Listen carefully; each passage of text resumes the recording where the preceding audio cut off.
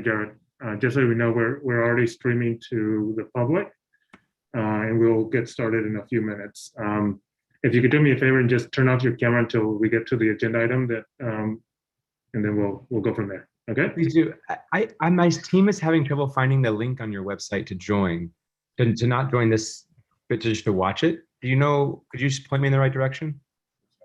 Just have them refresh it. We just posted for the YouTube channel. Perfect. Thank you. Welcome, Mackenzie. If I could ask you to turn off your camera until we'll get to the agenda item, that would be helpful. Thank you.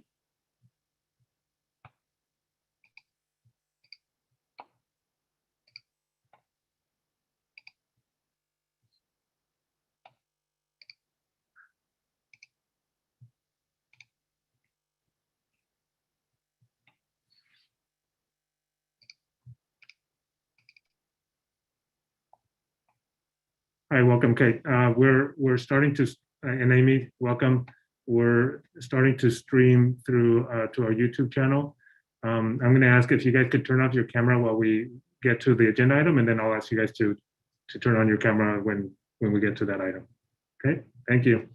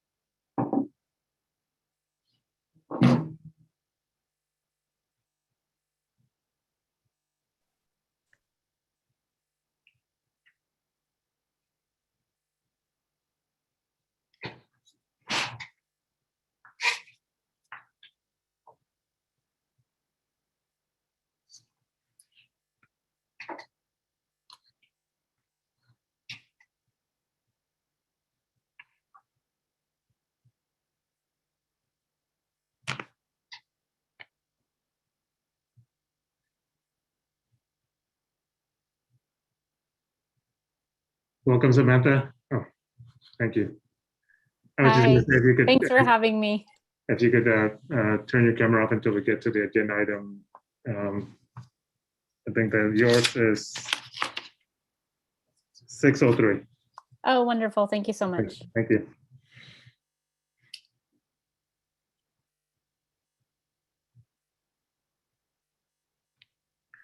There's so many people on here. It's hard to see. Yeah, we have board members on here. Yes, everybody's here. I'm going to go through the list. Okay, I think we're okay. All right, so good evening, board members and community. We will go ahead and begin open session here at 7 o'clock, starting with item 3, general matters. I'm going to go ahead and go to item 3.01, the land acknowledgement statement, which I will read now. And let me make sure I have this. Right. We acknowledge that the Franklin-McKinley School District and our schools are located in the Muwekma Ohlone Nation, the sovereign nation and original people of the skies, land, and waters where we learn and work. The Muwekma Ohlone people are the stewards of these lands and of the teachings and learning that comes from and responds to the needs of the land and the people who share it. May our daily lives and work, learning, teaching, and community engagement support the evolving vision of the Muwekma Ohlone for their community and these lands. We will now go to item 3.02, the flag salute. And if I could have board member Sanchez lead the flag salute today. Yes, please stand, everybody. Thank you. Put your hand over your heart and we'll start the Pledge of Allegiance. I pledge allegiance to the flag of the United States of America and to the republic for which it stands, one nation, under God, indivisible, with liberty and justice for all. Please be seated. Thank you all. Thank you, Board Member Sanchez. We will now go to item 3.03, approve, disapprove additions to the agenda. Board members? Seeing none, I will go to item 3.04, approve, disapprove order of the agenda. Hearing none, I will go to item 3.05, report of action taken in closed session. Superintendent Cruz? Yes, thank you. The board unanimously approved the closed session minutes for February 23rd, 2021. The board also unanimously approved the appointment of Rochelle Espedia to serve as the assistant principal for George Shirakawa Senior School. There are no other actions to report. Thank you, Superintendent Cruz. We will now go to item 4, oral communications. Members of the public may address the board on any issue within the subject matter jurisdiction of the board or agenda items. Members of the public may also address the board on consent items before the board's consideration of the items. In accordance with Board Bylaw 9323, individual remarks will be limited to 3 minutes each unless otherwise stipulated. No action can be taken on any agenda items at this time. Questions may be referred to the administration or put on a future agenda. We will go to item 4.01, oral communications. Superintendent Cruz, do we have any communications at this time? We do not have any signed up for under 401. Okay, thank you. We didn't discuss.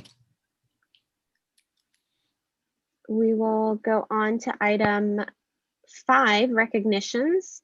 And we have item 5.01, Employee Spirit Awards. And I believe that's Assistant Superintendent.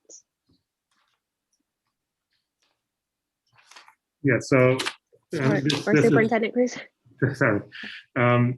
This would be, those board meetings that we all look forward to when we're in person. We get to, welcome our staff, our parents, our students, and really celebrate the incredible work that our staff and our students are engaged in at the schools. And, even though we're doing this remotely, we still wanted to continue with that tradition. And so we've tried to make the best out of it. And we've continued to have the students and the staff come to the school, to the district, get their award then and take a picture. So we're gonna go through this just like we did last time. So we're gonna start off with Spirit Awards, and our staff under the core values of student focus, partnership, integrity, respect, innovation, and teamwork. And I always say this, that we certainly have many deserving staff members, but we get this opportunity tonight to recognize our students and our staff, and we certainly thank them for the incredible work that they do every day, but certainly right now during this very difficult time. So we're going to start under the section of student focus, and under student focus, that's the students. Sorry. Huh? So we're going to switch because the presentation is the students first and then the staff. So we'll do the Global Learner Awards. Again, our students are doing incredible work, and we get this opportunity to just highlight some of them, knowing that there's many students that are deserving of the recognition.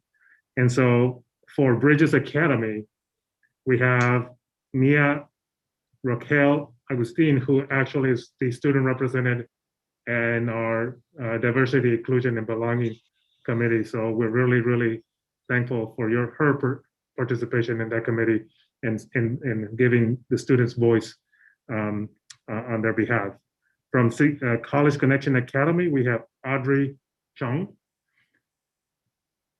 From Captain James Dahl, we have Sabina Garcia. From Franklin, we have Tina Lee. From Hellier, we have Isabel Gonzalez. From Kennedy, we have Justin Wong. From Daniel Leron, we have Sabas Lopez. And from Los Arboles, we have Amory Galindo Venegas.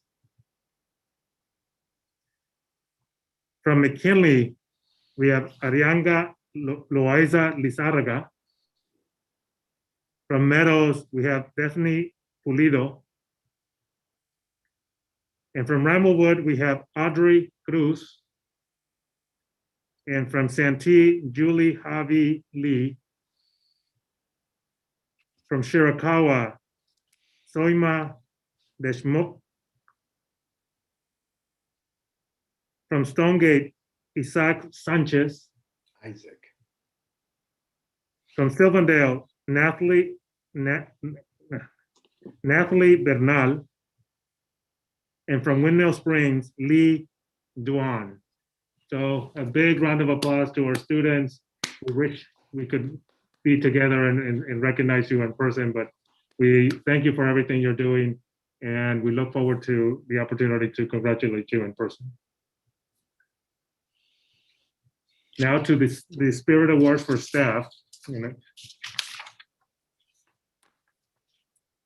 Under the category of core value of student focus, we have Teresa Morley from Bridges Academy.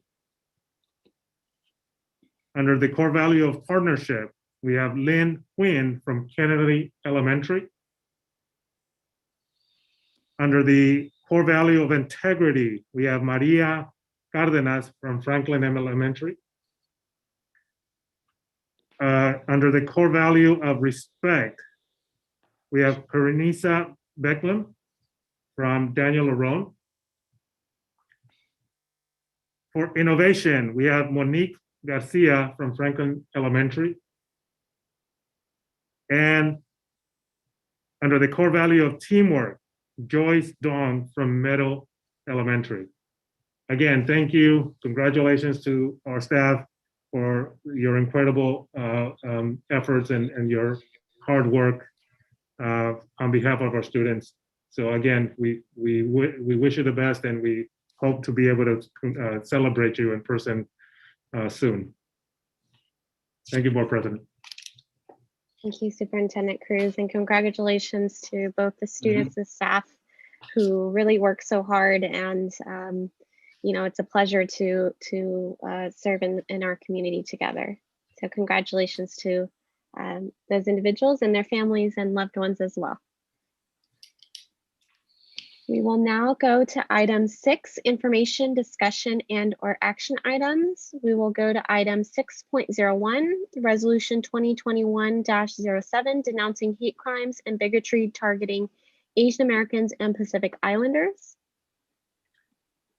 Yeah, so I'll defer to the Board President. I'll defer to you, Board President, to introduce it. And Board Rodriguez, you had asked to bring it forward, and you were instrumental in drafting it. So I'll let you speak to it. Yes, and I would also like to extend that to Board Member Rodriguez, who had formally requested this item at our last board meeting. Before I do that, I just wanted to share on this particular item that, you know, at our last board meeting, we had a parent who had actually come and spoken during public comments as well, just naming the concern and the real fear that he had that was expressed by his child, a student in our district. And that really hit home to me personally, you know, as someone who identifies as Asian American and also has experienced, unfortunately, targeted hate crimes towards myself and my family. In light of, you know, COVID and, you know, certainly political climate, you know, we know that San Jose is home to a large population of Asian Americans and Pacific Islanders. 31% of San Jose's population, and xenophobic attacks specifically targeting Asian American elders have also increased, particularly before the Lunar New Year. And so I think it's really important for us as a district to take a stance and acknowledge that these are, that we condemn and denounce what's happening, and want to reiterate that our district is a safe and inclusive place for all of our community members and students and their families.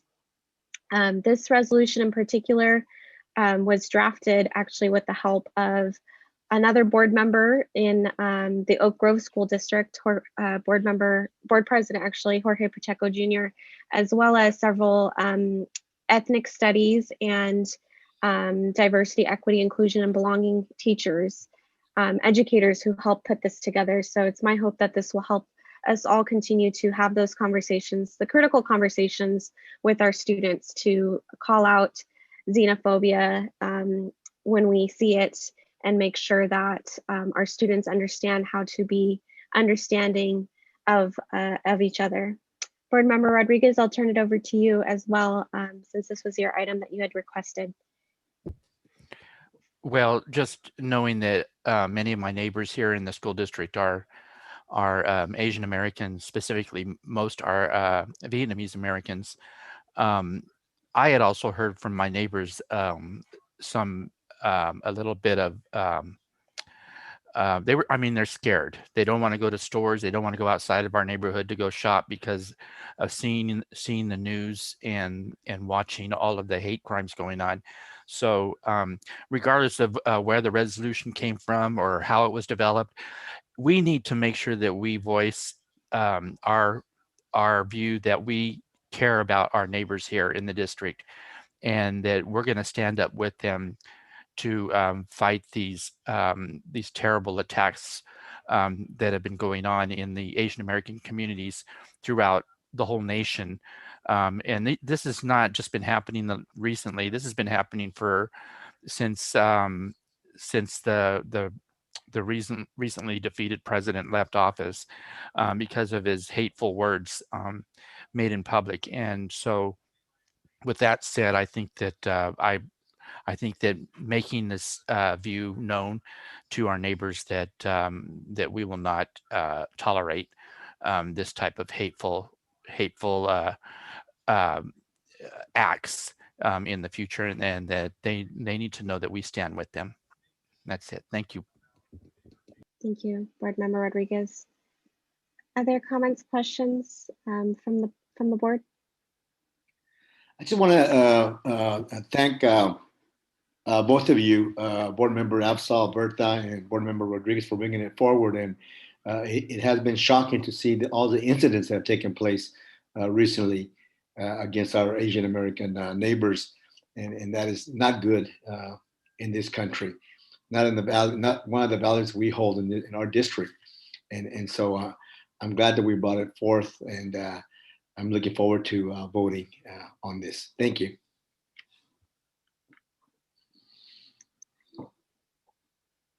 There are no other comments. The only other thing I wanted to mention, because Board Member Rodriguez made an excellent point, that this is not a recent thing. So I encourage everyone to read the contents of the resolution, because it does capture a lot of the history behind, specific racism towards Asian Americans and Pacific Islanders as far back as, the 19th century, scapegoating of AAPIs. So I encourage everyone to take a look at the contents of that, and also understand some of the intersectionalities that exist within that, that Asian Americans and Pacific Islanders are experiencing and have historically experienced. I did have one other comment on one of the whereases. It talks about our ethnic studies program, and then specifically talks along with Black, and then Latinx, Chicanx, Native Indigenous histories. I'm not Latinx, I'm Latino or Hispanic or Mexican American, so that does not include me. So I wonder if we can revise that to include my culture as well, if we're going to talk about, or strike it out completely, because Latinx is very offensive to me. Thank you.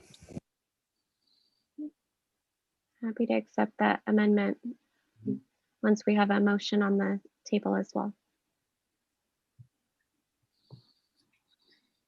All right, so if there are no other comments on this item, I'll accept a motion. Move to approve resolution number 2021-07 denouncing hate crimes and bigotry targeting Asian Americans and Pacific Islanders with the change that I noted on the one whereas regarding our ethnic studies programs. Second. Thank you. So this motion has been moved and seconded. We will move to a roll call vote on resolution 2021-07. Board Member Sanchez, Yes. Board Member Rodriguez, Yes. Clerk Rosado, Aye. Vice President Tran, Aye. and I'm Imona of Alberta, vote aye. So that motion passes unanimously. Yeah. We will now go Um, to item, yes. Well, President, if I could, thank you for that. I just wanted to mention that I also had received an email from a staff member that had asked for us to take a stance against this hatred in the same way that we had in the past. And so I had let the staff member know that this was coming to the agenda tonight. And so what I plan to do is send this out to our staff first right away this week. And then what we're going to do is we're going to have this resolution translated. And so then it'll go out to the general community in all three languages. And we'll continue to have our sites look at ways that they're going to highlight this and bring awareness and as it pertains to this resolution. Thank you, Superintendent Cruz, for that update. So we will now go on to item 6.02, the Catholic Charities Choral Program Update. And looks like Superintendent Cruz and America. Yes, so I'd like to introduce America Giray. She is the director of our choral program, and she's been with choral in our district for many years. I won't say how many. But I want to just start off by thanking America and the entire choral staff. They have been incredible this school year. They have shifted from being our after school provider to being our full day in-person support while we are implementing our distance learning. They've been incredible. They've been invaluable in regards to the support that our students need and our parents need. And I just want to say thank you publicly to them and to America, because they have they came in and provided a vital service to our community. And we are the only district in this immediate area that had the opportunity to provide the in-person support. And it's thanks to America and her team that stepped up and filled that gap. So I just wanted to start with that, and I'll turn it over to her. Good evening, and thank you, Superintendent Cruz. Really appreciate those kind words. We couldn't do this work without the support and partnership of the district, and it's been amazing. Yes, we've been in the district for many, many years. I tell people I started when I was 10, so part of those years I was really young. But no, definitely, I mean, Choral is part of, it's an expanded learning program of Catholic Charities. The partnership with Catholic Charities and the district has been, it's been over 25 years. Not only we provide choral, but we have our PEI program, we do food distribution, we have the family resource centers, but I really tonight wanted to make sure I focus on choral and what have we done. And hopefully if there's any questions at the end, I'll be more than happy to answer them. Next. But before even starting to talk about, I wanted to give a little bit of history about what Choral is. I do want to make a disclaimer that these pictures were done before COVID. And this was the beautiful faces that we would see every day. Unfortunately, now we can do many of these activities, but we really want to make sure that we do have our students are enjoying, when they're in Choral. But Choral started in 2003. We got funded by the James Urban Foundation to start 3 pilots school sites here in Franklin-McKinley. After that, we did receive some ACES funding, and that was Prop 49 in 2006, which then we were able to provide to 1,260 students at 15 of our school sites. CCA was not part of it. If not, they would have been part of it as well when we submitted for the ACES funding. And then from now on, we have been grandfathered in. In 2007, we had an opportunity to apply for 21st century funding, which meant a great access to students. We were able to double our numbers at these sites. And at that point, we were able to offer an after-school program to any child that was able to do, who wanted the program. In recent years, in partnership with the district, we have applied for a different funding. For example, San Jose Learns, Applied Material, Google, and Catholic Charities has really wanted to make sure to continue offering opportunities for some of our donors to participate in the funding of our source. So we've gotten additional funding with that as well. Now, since 2003, we have served over 35,000 students. I have an asterisk on this number because many of these students are, they come year after year with us. And I'm really happy to say that within this time, we have even hired some of our choral students who are now in college and now are working for us. So it's a great opportunity to see some of these students come back to their community and work, and they come back because they want to give back. And many of them want to be teachers as well. So as I remind Superintendent Cruz, this is a great opportunity as a pipeline, not only for us to hire community members who want to be teachers, but it's a pipeline for our future teachers in FMSD. And I can count probably in one hand some of our teachers who were choral staff and now are teachers in the district. Last year, we did serve 1,696. And as you know, on March 13th was our last day of choral, but then we pivoted. Next. And of course, we pivoted and with the support of the district and working closely with the district, what we wanted to do March 13th, it changed. As everybody knows, our district changed, every district, and then our city changed. So what we started doing, my team pivoted. As Superintendent Cruz mentioned, we supported, giving out devices, helping out with lunches, but always making sure that we were also communicating with our staff. Our staff with our students. But I really wanted to focus this presentation mostly on what we started doing this school year. But we wouldn't be able to make this a transition without the summer and the beginning of March. So during this time, what we started doing, we partnered to support our students and family. That's always been our focus within the district. We wanted to make sure that we're helping families meet their basic needs.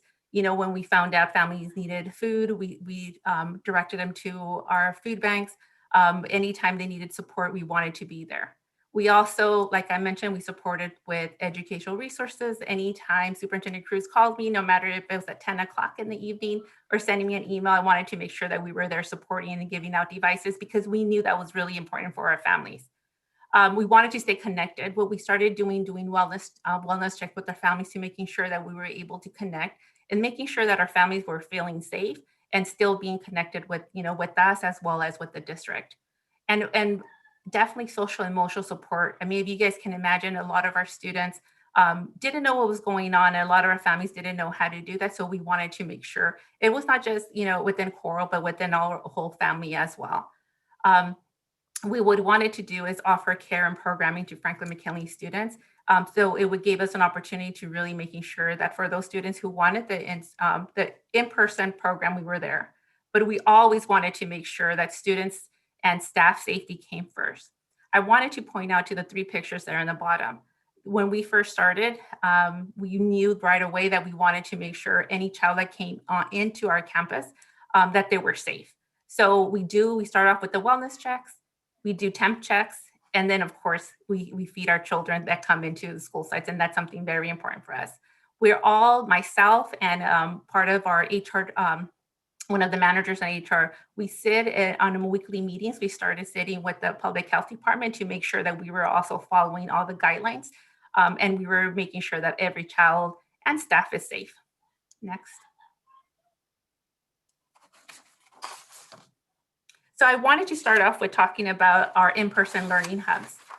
We started on August 2020, and like Superintendent Cruz did mention, we're one of very few school districts in our city that started. What we started doing, we opened 10 school sites with 32 cohorts.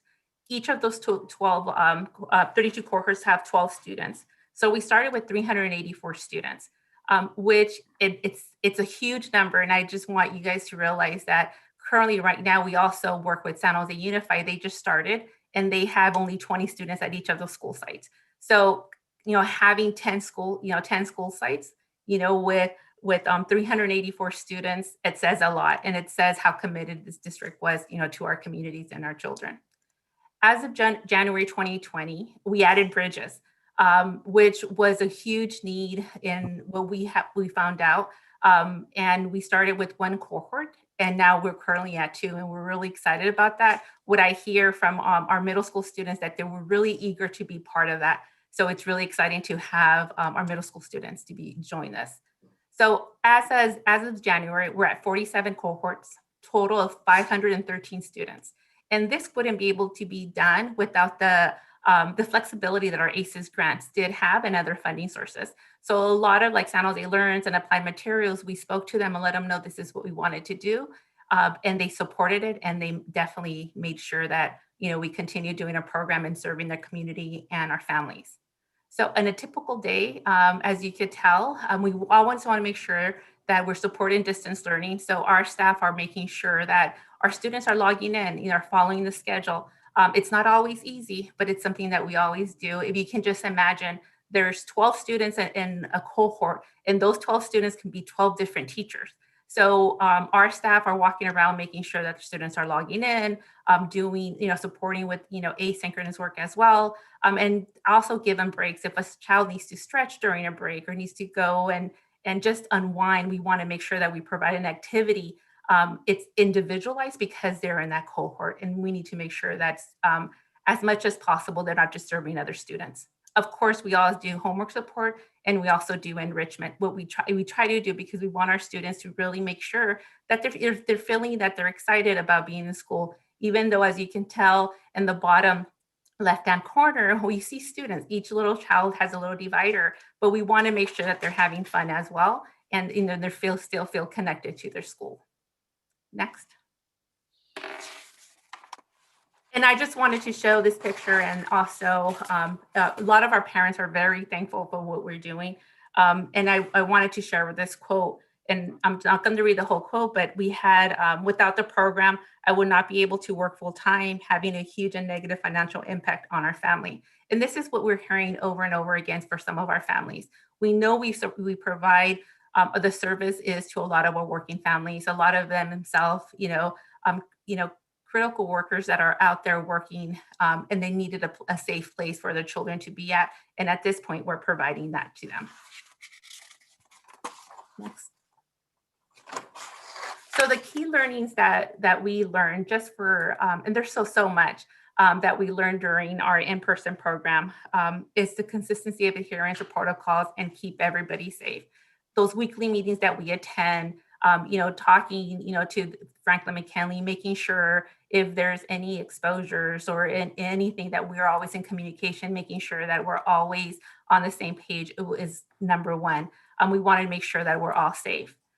Repeatedly take on-front workers' lenses. This is what's really important to us. And compared to other districts, because I do partner with other districts, we right away, my team pivoted. We were out there, providing resources. We were out at the churches partnering with Second Harvest. And I think it was really easy for my team to come back. They were eager to come back. They really wanted to work with the children because that's what they love to do. So we always wanted to make sure that they knew that they were part of the front worker lenses. Also supporting staff confidence to work in person. We wanted to make sure our staff felt safe, and then with partnership with the district, providing the dividers, making sure that we all have the PPE supplies, making sure that we're constantly talking about washing hands, wearing the mask, no matter, where we're at, even if we're outside, we want to make sure that we do that. So constantly reminding them that we are an agency that wants that their safety comes first. And of course, schedule coordinating with classroom teachers.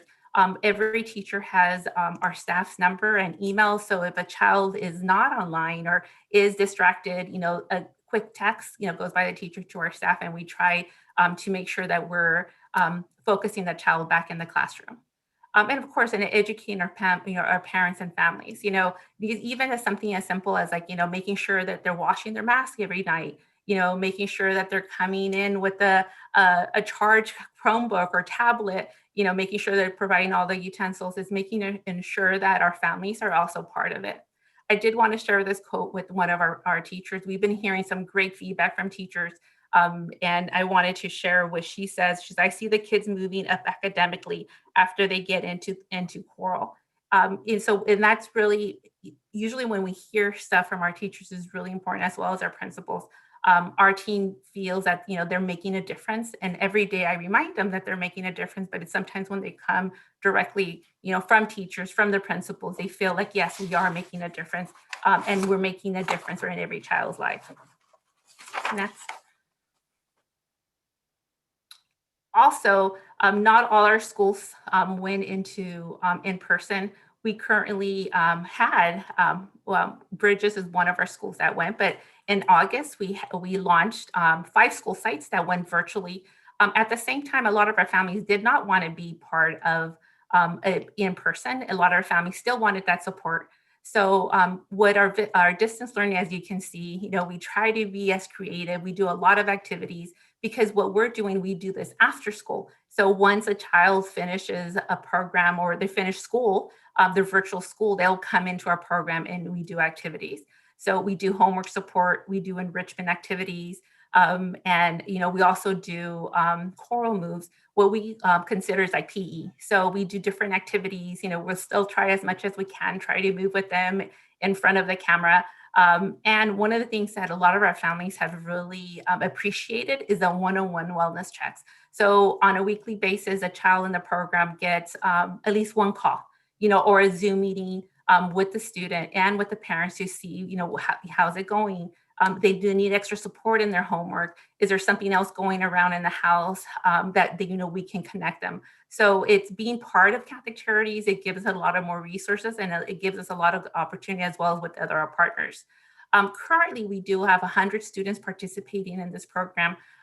We thought we were going to get more students participating in a virtual program, but a lot of our families and students are tired. They're tired of being all day on the screen, but it's a great opportunity to offer the additional support for those students who need that support after school. Next. With our virtual programs, we do have a STEM virtual programming. It's something that our staff really enjoy, the kids really enjoy. We started doing a coding club. We have a lot of our students participate in that, and I'm really happy to say CCA. We have a couple students from CCA who are participating in the coding club, and it's just an introduction of training middle school students on Python and programming. So it's something really exciting. Anisha, who is our STEM coordinator, she has been doing an amazing job and really trying to engage our students in doing more STEM activities. We also participated, I think this is our 5th year that we started doing an LED Christmas lights ornaments. Some of our students, they program their own lights, and every year in Christmas in the Park, we decorate a tree and their ornaments light up. Last year, every child got a remote, and as soon as they went to Christmas in the Tree, they were able to press their code and only their ornament lighted up. So it was really exciting. It's how to get our students more into STEM and get them really more excited into that field. Our hope is that we'll get more of our students, in STEM related fields, or even thinking about going to college in STEM. We also did Engineering of the Week. And this last couple of months, we've been talking about Mission to Mars and really connecting to what our news and everything that we were doing. And it's something that kids really, really enjoy. So this is a program that our hope will continue. And then we'll be able to do a lot more when our students go back in person. Next. Also, an exciting project that we did Jolly Hobbies. For the winter break that we did have, we invited everybody in the district who wanted to be part of to do just virtual fun activities at home while they were at home, during the winter break. So we invited every child in the district. So from TK to 8th grade, we had 700 students enrolled in the programs. Kits were distributed at each of the school sites before they went on to break. And, if activities were from STEM to winter crafts to reading activities, really wanted to make sure that our students enjoyed during the time when they were break. On the average, we had around 350 students log into each day of the program. And then we had 25 virtual classrooms that we had offered every day, for 7 days, because our team did not work on Christmas Eve or Christmas Day. So it was only 7 days for that time, from the end of December. And that's my presentation. Thank you so much. I really appreciate the partnership that we had with the district. And we hope that the next 25 years will be amazing and we'll continue to work. And who knows, one of these choral students might, be the managing director in a couple of years when I retire, when I'm young. Any questions? Thank you so much, America, for that very in-depth presentation and just celebration of the incredible work you and your staff have been able to lead in our district. Board members, I'll turn it over if you have any questions or comments. Just want to thank America for the great program that she has going. And of course, all the staff who works there, all the kids who participate. And I was going to ask you, how many schools are you at right now, America? We are currently in 11 school sites. Oh, wow. That's great. That's fantastic. Yeah. Yes. That's nice. Now, are you going to continue through the summertime, summer programs? Yes, we're going to be working with the district and continuing doing some programming. So we'll be doing something very similar that we did last year. Our hope is to continue working with the teachers and continue during the afternoon usually after lunch, we'll continue doing our enrichment program with them. And I heard one of the parents talk about the help the program gives them, especially working late hours where the kids are learning and being part of your program, and that is great. I mean, that's one of the reasons that many parents like to have the kids there, because it helps them too with their workload. So again, thank you very much for everything you do. Thank you.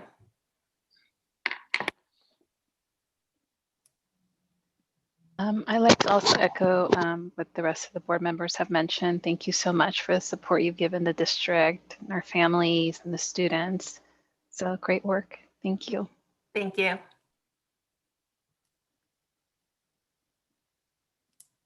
right. Well, thank you. Once there aren't any other comments or questions from the board, I just again want to thank you and your team for the incredible work and the continued partnership with the district. It's clear that this is an immense benefit, not just to our district, but to our students and families that we collectively serve. So thank you again, and looking forward to the continued other projects as well, many years to come. All right, so with that, we will go ahead and move on to item 6.03, the annual charter school update. We have ACE Esperanza, Camp Heritage, Rocket Ship Spark, and Voices College Bound Academy. Dr. Martinez-Palmer. Yes, thank you. Good evening, everyone.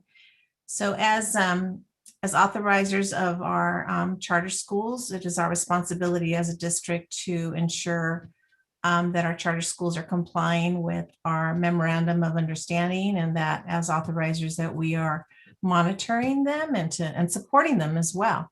And so the assistant superintendents and directors of the district, including Superintendent Cruz, play a critical role in making sure that we visit the sites annually, that we check in with our principals and staff to make sure that credentials are in order, that fiscal and financials are in order, and all of the long list of responsibilities. So this year, Dr. Linda Delgado, who you met at the last meeting, supported this effort. She was really the one to really manage all of the documentation and the submission and reviews and working with staff to make sure that that was happening. Every year we give each charter school a list of the items that we need to review. And then various different directors then reach out if there's a question or clarification or a document that needs to be submitted. We visited the schools in February and we did them virtually. So we were able to visit classrooms, and we interviewed staff, parents, and students.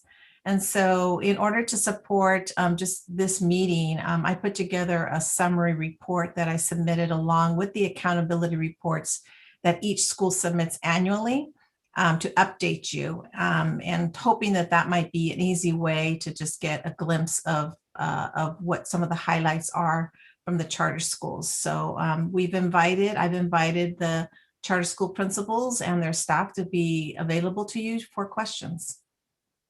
Thank you, Dr. Martinez-Palmer. Board members, I'll turn it over if anyone has specific comments or questions.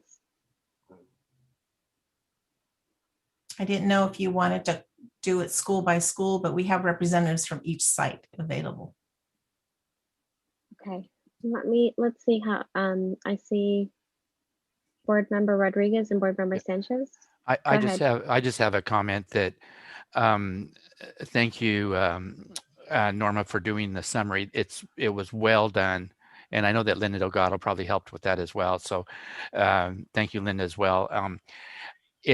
Everything looks good. I mean, a lot of the numbers reflect our district, and in terms of enrollment, it does as well. And I appreciate the good work that our charter schools have been doing to maintain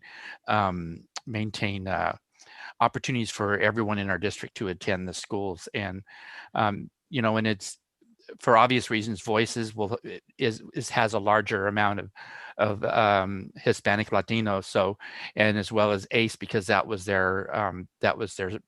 what their priority was when we authorized their charter. So we understand that completely, but I appreciate the good work that the charter schools have done throughout our district in maintaining the standards that we have in our own district with our own public schools. So thank you. That's it. No questions. Thank you, Board Member Rodriguez. Board Member Sanchez, did you have? Yeah, no, I was gonna just thank Norma for that overview, and Dr. Delgado for giving us that information. And just was going to ask, in terms of the distance learning that the schools underwent, are most of them continuing that through the end of the school year? I guess that's a discussion that's going to be out there, how long they'll be on distance learning. Anyway, just a question there. And then the other one, just a comment in terms of the lessons learned through distance learning, and how we can share that with each other. You know, that maybe we can, get some information, some lessons learned from them, and then from the public schools here in Franklin-McKinley. We kind of help each other out. I think that was one of the purposes of originally from the establishment of charter schools, kind of help each other and help actually our kids be brighter kids, So anyways, just some questions maybe they can answer later on in their responses. So was that, just to clarify, Board Member Sanchez, did you want to hear that feedback now from each well, maybe site, or are you waiting later? A short, a few word short summary in terms of where they're at with reopening or with distance learning. Yeah, that they'll have with us in the future. Sure. Perhaps we can go down the list then with. Do we have a representative here from ACE? Esperanza? Yes, this is Jarrett Poston. I'm the principal of ACE Esperanza. Hi, Jarrett. Thank you for joining us. So if you can just give us an update on your status with distance learning or any plans for reopening. Sure. So currently we're in 100% distance learning right now. We are about to begin some in-person testing. That's the kind of we're calling it phase 0 of our reopening plan to allow students to come back on campus to get their tests done. And as you know, we have LPAC and state tests and all sorts of things coming up. So that felt like the easiest place for us to get started. We are currently revising plans. I don't know what version of reopening plans we are on, but we are revising our current plans to reopen with a target date of mid to early April. And those plans may change again too. But that's our current status. We're monitoring, our main focus right now is monitoring our teachers' ability to get vaccinated and kind of where they are in the process.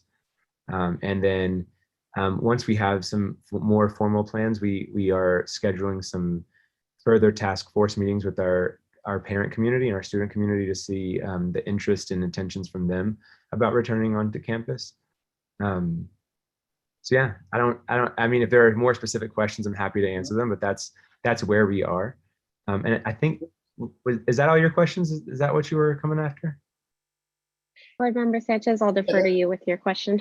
Yeah, yeah, very much. That was good. Thank you. Appreciate that. Awesome. Thank you, Mr. Shane. I believe the next school we have is Kip Heritage. I Yes. saw Amy somewhere. Hi. Good evening. Thank you all so much for having us.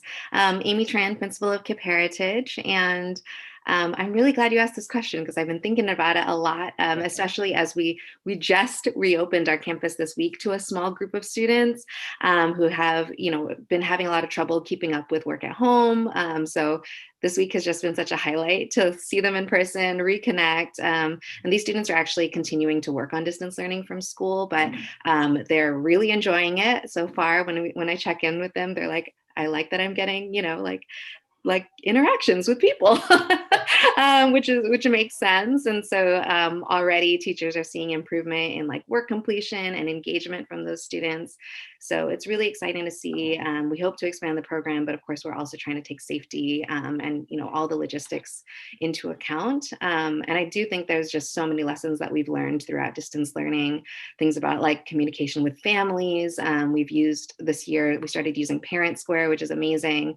We use the Power School app to update our families regularly on their grades, and they've really appreciated it. The students too, as related to grading, we've also been using more like completion grading. We usually stick to mastery-based grading, but this year we've started to encourage students to do more of their work by including completion grades, which has really helped students feel an even greater sense of like confidence and efficacy. So we're really excited about that. And just, I think overall too, really appreciative of all the resilience and creativity that our kids and families and staff have really shown during this time.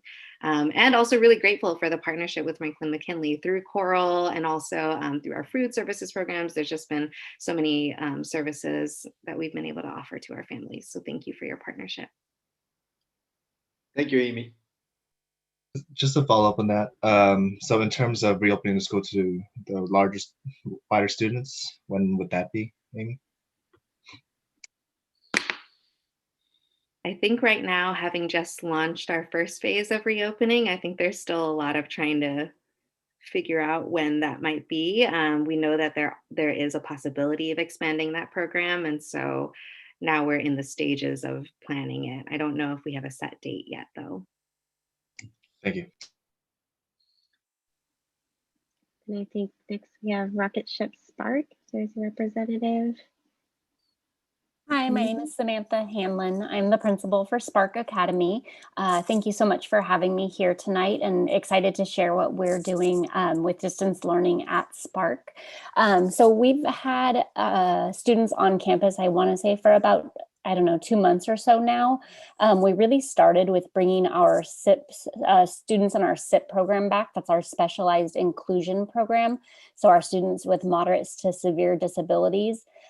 These are the students that we were seeing our teachers have the hardest time serve online. And so we really started by bringing back 4 of those kiddos and 3 of our SIP staff members. Since then, we've been able to bring on 22 students total. So we have our kindergartners on campus, some 5th graders on campus, and 12 adults on campus. This has been a challenging time to navigate because, number one, we want to make sure our staff and our students are healthy and safe. And so we really have done this based on staff volunteering to come back on campus. Right now we're working on a plan to bring back our final kindergarten teacher. So that's really exciting. We'll have the whole kinder team on campus and some additional kindergarten students, and then also some 4th grade students as well. In terms of like a full reopening, we don't really have a target date necessarily set for that. What we're kind of planning as of right now for the rest of the year is really a gradual transition back onto campus based on staff comfort level, and just making sure we're really monitoring that our kids and our staff are safe on campus every day. And up to this point, we have had no incidents of COVID, transmitted on campus. So we do feel really confident that what we are doing is safe for our kids and our staff members. So really excited to see how we can bring back more kids and have them being served in person. I can also talk about this from the perspective of a Spark parent. I have my own daughter is a Rocketeer. And so I saw what it was like having her at home. She's an only child, and it definitely brought its own struggles in my home. So I just really thought and felt for our 624 other kids, and just knowing, home situations or whatever it might be, that it is best for some kids to be on campus. So we really wanted to offer that opportunity. And then when I think about like distance learning, things we've learned, I could give you a laundry list, but some of the things, I think the number one thing is parent engagement. When we opened up the opportunity for families to engage in attend meetings virtually, we saw an increase in our parent engagement. So really want to like continue that as an option as we transition back to the school year, or to a regular school year. And then the other, I think, opportunity or exciting development, I was actually talking to some of our SIP, our Specialized Inclusion Program staff members today. And these are our staff members who serve our students with moderate to severe disabilities. And so they work a lot in online with our families as well, and coaching parents and really providing support to the parents.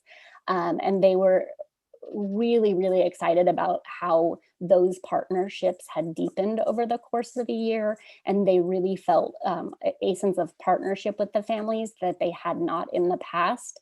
And so I think, this isn't the situation we want. This is not how we want our kids to necessarily be learning right now. But there is silver lining, and we definitely see those things. Thank you, Samantha. Thank you.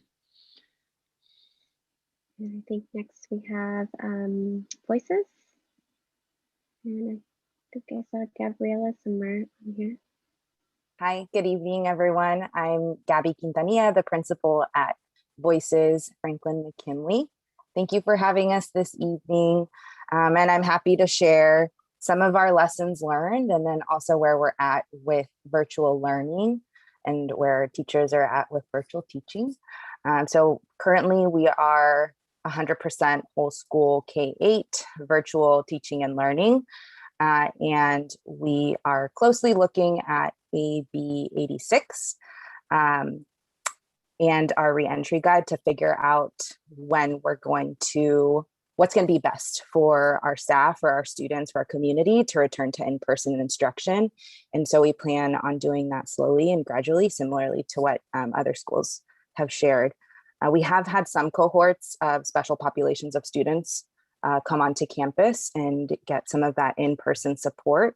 And so we are currently navigating a little bit of that.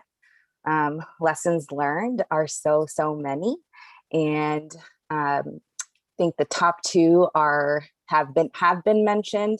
And so I can emphasize that communication and partnerships with family is so key. It's so essential in this work. And so our team did a lot of work during the summer to get all of our families on board with Class Dojo and to get them really comfortable with that application.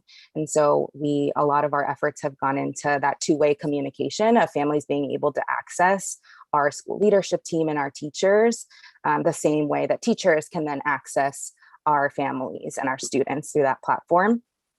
And we've also learned a lot about how to engage our students and how to increase their levels of participation through this new way of learning, and also how to tend to their social emotional development as they are learning in this way and experiencing a lot of trauma that the pandemic has caused. And so tending to our students' social emotional needs and also supporting our staff in how to do that too has been a learning experience.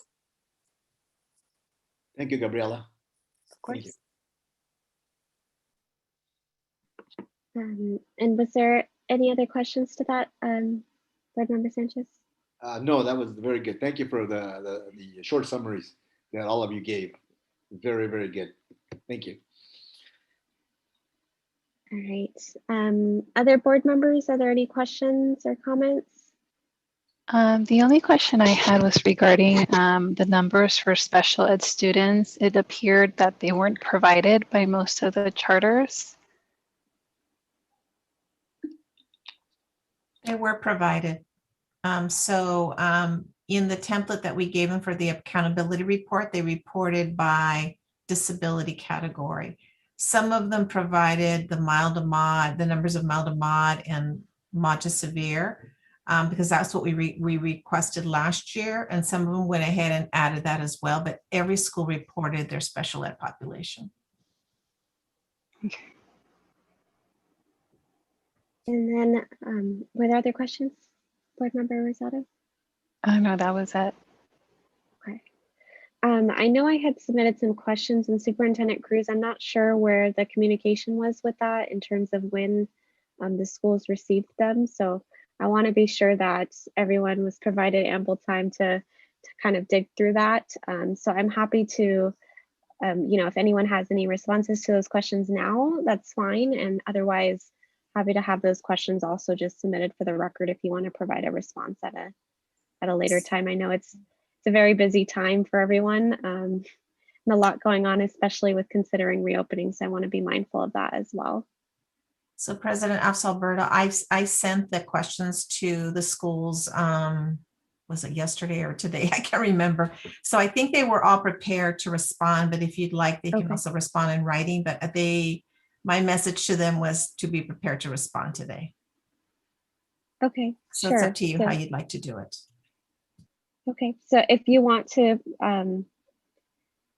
I'd still like the questions to be submitted for the record. So if you're able to provide just a quick response now, and then just a written response for the record as well, that would be appreciated.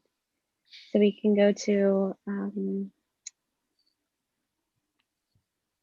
know there's actually a number. So given the time, I might just ask, since we got a summary from each school, I might just ask for the written response. I want to be sure that everyone's given a fair amount of time as well to respond, and that way everyone has the information, if that works for you all. Unless there's anyone who really would like to provide a response at this time. Okay. And board members, I'll just give a final opportunity if there's anyone who has a question or comment right now. All right, so sorry, Ramona. I just want to again reiterate this because I just absolutely love the charter school annual monitoring summary, Norma. Thank you, and thank you, Dr. Delgado, for working on that for us, because that just puts everything in like a great snapshot for the board and everyone else to read. And thank you for all the charter schools for providing all that information to us as well. Really makes it a lot easier than it was before, where we had to dive into almost every executive summary and so forth. But with this whole report, it seems like it limits down my questions that I have for each charter school. So thank you again for your hard work on this. So just procedurally, if I could have each school submit the written answers to those questions to Dr. Martinez-Palmer, that then we'll add to the document that we will post for the record, and then at that point also send it to all board members so that they can see that those responses. And what I'd like to ask is for the schools that did not provide a breakdown of mild to mod and mod to severe, if you can just send that to me. If you already included in the report, it's fine, but some schools did not provide that because that wasn't part of the template. But I believe that the board is still interested in that information. Thank you. Thank you. And thank you all once again for being here. I know it's an incredibly busy time, and best of luck and with your plans for continuing with distance learning, and also for continuing to welcome back students in person. And this is information only, correct, Dr. Martinez-Palmer? Okay. So with that, we will go ahead and move on to item 6.04, the Memorandum of Understanding with Rocketship Mosaic Charter School 5-year renewal term. Norma, are you still covering this one? Yes. So last board meeting, the board approved the 5-year term renewal for Rocketship Mosaic, and I see that Janine is still here, and so is Danny. And so if you recall at that meeting, we some changes or revisions were being requested of the MOU, and our legal counsel, Mr. John Ye, is available. So maybe I'll just hand it over to John. Maybe you could just summarize some of the key changes, and then we request the board approve the MOU. Okay, thank you, Dr. Martinez-Palmer. So this is in connection with the renewal of the Rocketship petition 2 weeks ago. Superintendent Cruz had asked us to bring the MOU back to the board, and the parties have negotiated and reviewed. The MOU essentially covers all the major operational aspects of oversight and the operation of the charter school that are not necessarily covered by the education code. So it covers things like attendance accounting, fiscal reporting, HR, facilities, basically every major operation of the charter school that the district has oversight over. 2 things in particular in relation to the renewal a few weeks ago. Board member Rodriguez had requested a provision be added providing support for teachers on intern credentials, and that provision has been added at the top of page 20. And then one thing that's a little different about this MOU is that in Exhibit A, the conditions that were attached to the renewal are contained as an exhibit as well. So those are the major features of the MOU.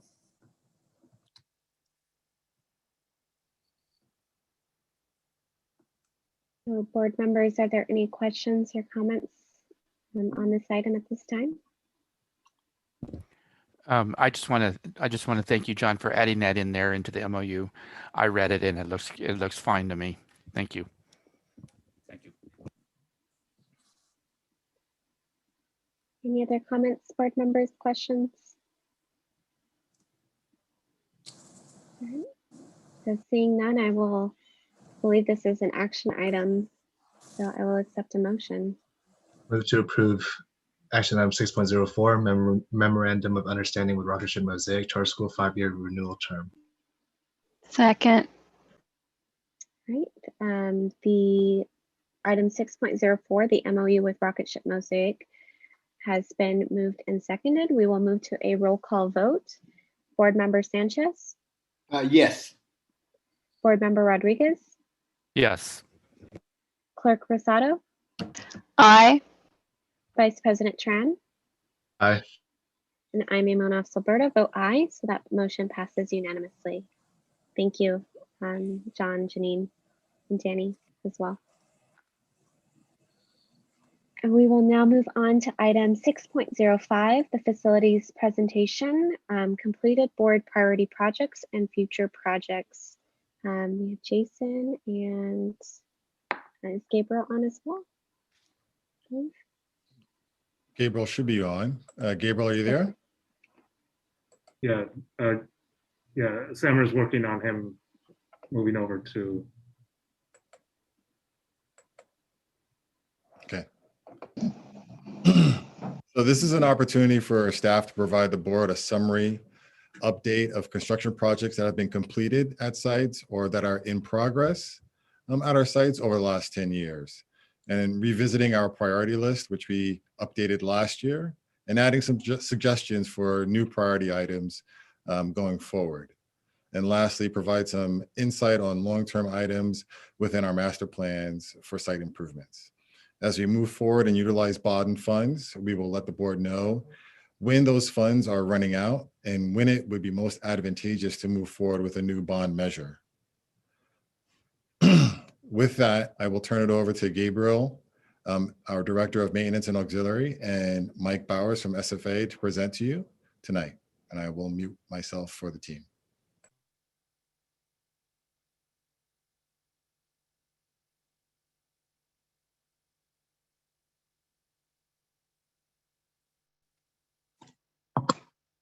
Hello, hello. Yes, we're able to hear you. Okay, I'm sorry. My the headphones, I guess, weren't working for me. Good evening, everybody. Thank you, Jason. Again, my name is Gabriel Altamirano, the Director of Maintenance and Auxiliary. And I apologize, I did not include a co-presenter, Mike Bowers with Figmore Finney Architects. He will kind of help me along as we go through some of the projects, as well as share the history on some of these completed projects. Mike, are you on the line? Yes, I'm here. Thank you. Samer, next slide. So again, we will review past funding, a quick overview of that. We'll dive into past, present, and future projects. And then the bulk of the meeting would be on the current board priority list and the recommendation to update the priority list. Finally, there's an updated campus master plan that kind of show the projects that we have planned for each site if the recommendation is approved. And there's a short appendix at the end. Next slide. So this is an overview from the past 10 years that FMSD has received in regards to capital projects. Very successful in passing each of these bond measures. So I commend you all and the staff who helped with these processes. It's passing a bond isn't easy and takes a lot of involvement and commitment. So just to highlight, Measure J was passed in 2010 for $50 million. Measure H was 6 years later for $67.4 million. Prop 39 brought a lot of money to the district to help with lighting and HVAC upgrades. Most of that was in 2017. 1.9 went towards lighting and 1.3 went to updating HVAC systems at selected sites. Measure R, as we all know, was most recently passed for $80 million. Other sources of funding have been developer fees throughout our entire district region, as well as state matching funds. We received 8.6, almost 8.7 in state matching funds. And then I included the past measures just to kind of show. In 2001, we received $18 million from Measure A, and Measure Q brought in $30 million. Next slide. So with the district's kind of due diligence in following all the bidding requirements and doing the research for the projects, we have been able to apply some of these capital projects for state matching funds. This is a list of them now here, and it shows that we have about 8.6 we received in matching funds. Mike, if you can share, you probably know a little bit more details, or even Jason, about how the state matching funds work and how long it takes for those funds to kind of get returned to the district.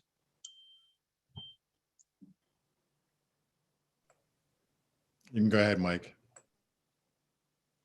So the state matching funds, generally it's a 60-40 split where the plans are created, they're submitted to the OPSC. OPSC reviews them, and along with a whole other slew of forms and charts and cost breakdowns, and they then determine how much of the 60-40 split will be paid out. And this is a list. Once you submit the forms, they go to an acknowledgement list. The acknowledgement list is then paid in order by state bonds being sold, and it just goes down the list. And if the state sells $1 billion in bonds, they fund $1 billion in projects, and then the list just moves up and it just continues on. So as of right now, 2 sites or 2 projects that were funded, submitted for funding were paid. 3 sites are on the list, and 1 site has been acknowledged but has no intended funding date. Thank you, Mike. Next slide. So this is where we kind of get into the bulk of the slides, and it kind of highlights, I summarized real briefly of what projects were completed per Measure H, Measure J, and other, be that Prop 39 funding, developer fees, state matching funds. So a real small snapshot of what was completed, and you can kind of see the breakdown. I'm going to go ahead and kind of pass through this to the summary page, but please, if there's any questions, and stop me.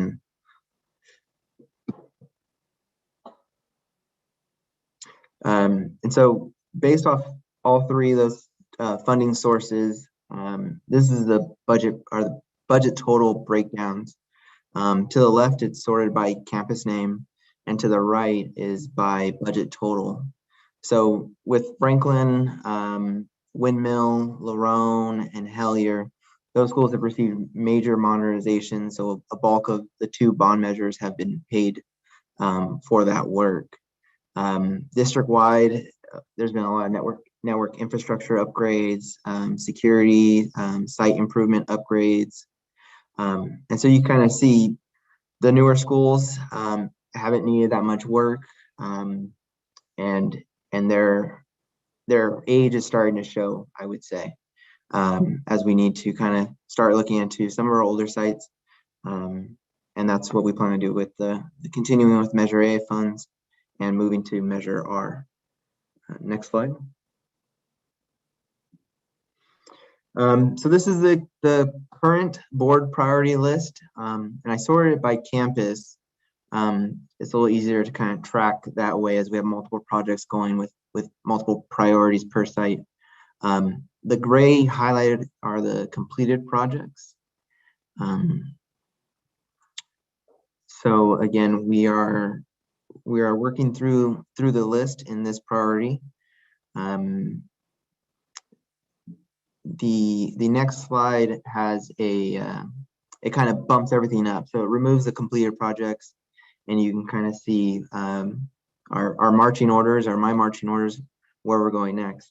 The most urgent one is going to be the Silverdale window replacement, phase 1 and phase 2. That's currently in progress. So I wanted to make that an official board priority 1 and 2.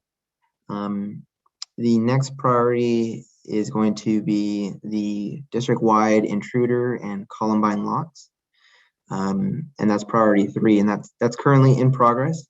We've been making great strides with our in-house maintenance team to complete this upgrade.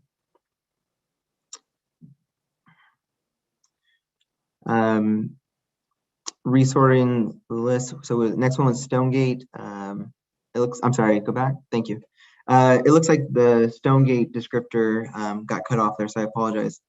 Stonegate is number 4, and that's again currently in progress to upgrade the HVAC system. We will also install skylights in some of the dark hallways. We are going to re-roof the roof of that campus, and so that's a major project. Again, following in the same order that was previously approved. The next one is Los Arboles. We have a field improvements as well as parking lot improvements. I had to kind of dig into some history and review what that scope entails and what we can do, to kind of make this project work. And so those are the numbers for that project. Going back up, we have a line item for Communication Hill at the very top of money that we're earmarking or holding. And then Gabriel, I have a question. Communication Hill, you have a funding source of Measure R. What happened to the funding source, the money from Measure H for Communication Hill? I believe there's still $4 million left. Correct. I apologize. I think I marked that as completed on my spreadsheet, and so it didn't get carried over to this updated priority list. But yes, that $4 million is still we're still holding that money in reserves. And so this is pretty much the remaining priority list. Looking at it now, I probably should have provided a second screen to sort it by priority number.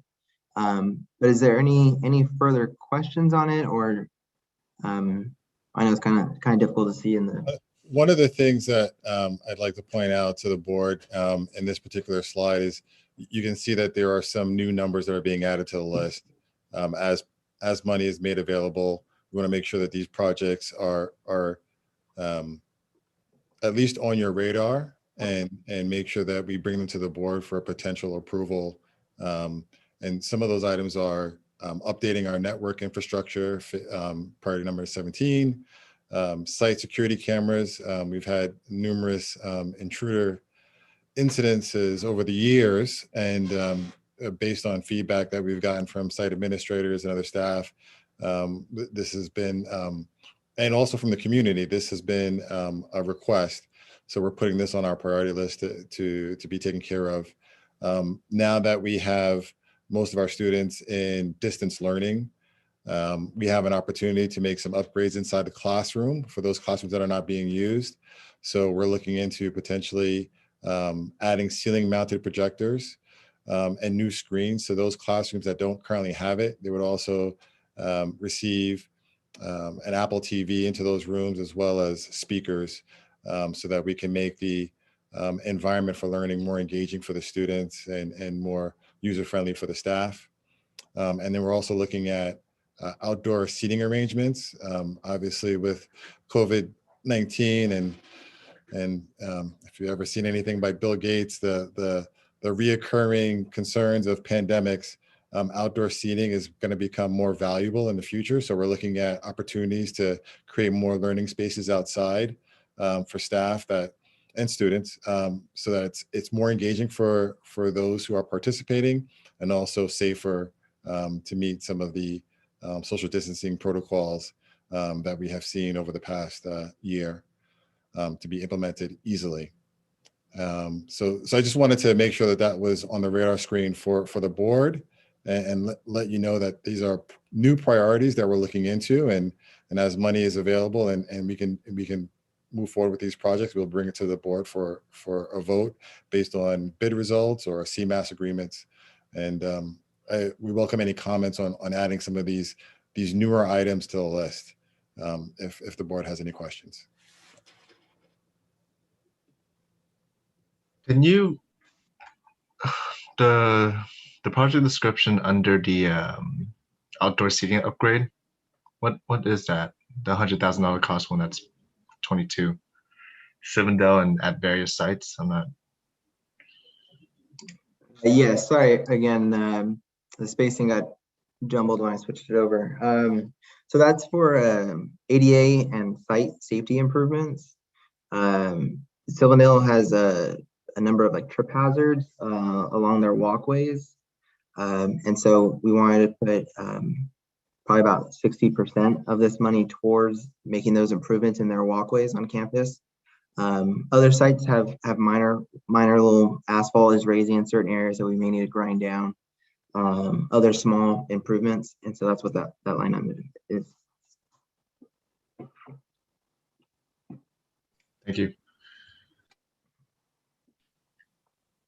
I had a question on one that's lower on the priority list, but something that might be good for us in the long run. And I just wanted to know where that was at. And I know it's the Shirakawa, the football soccer field. I would envision that. I mean, not now, but in the future, where you could hold, graduations, and staff meetings and things of that nature. But are we still pursuing that with the 49ers, or where is that? Where is that at right now? It's on hold right now.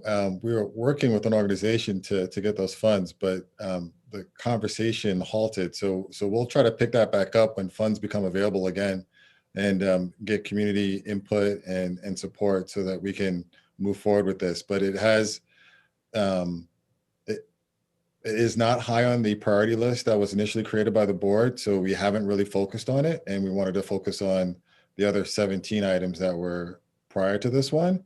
But if that is a comment to the rest of the board to raise this priority level, then just let us know, and we can make it more of a priority. Well, I'm just one board member, but 5. But I definitely see that as a priority. I mean, not right now, but in the future, that we can have some great celebrations there of our kids, and then usage for the soccer and so on, Anyway, I guess I'm more concerned on like if the conversation is lost. If not, we should just continue the conversations to make sure it's still there. Cool. That's what I'm more concerned about.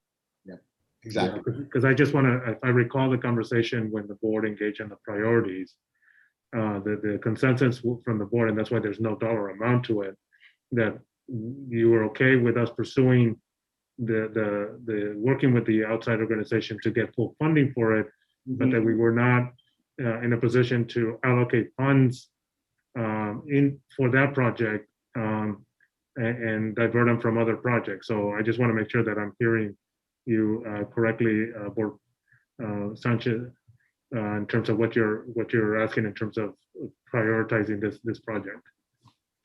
Well, I was just thinking in terms of matching funds. If we reach out to the NFL, and I guess the 49ers is there in our neighborhood, in our county, I kind of tap into them and see what their interest is, and maybe go from there. They say, well, we'll give you so much, but now you have to come up with some matching funds. I could see that might be something good for us, and again for our kids, because I think in the future I could see that as a bright spot for all those things I mentioned earlier.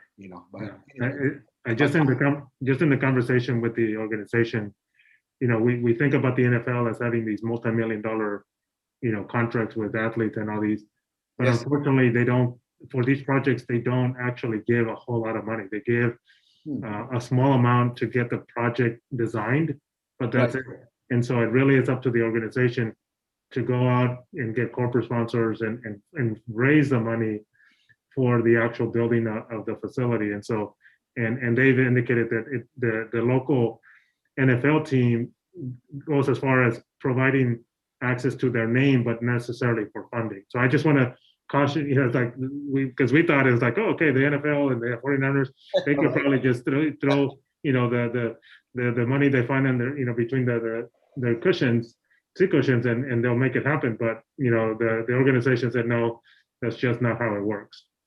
Well, I was thinking about like the Warriors. The Warriors gave us the we're here last year, the year before, at the community center, Seven Trees Community Center, and they built out that gymnasium, which was just great, and that gave them. I mean, it was great for our kids, but it was good for them too, for the Warriors, because they got their names out there. It got publicity. TV stations and so on were there. So, anyway, something I don't know. It's something that I would like to see pursued in the future, if possible.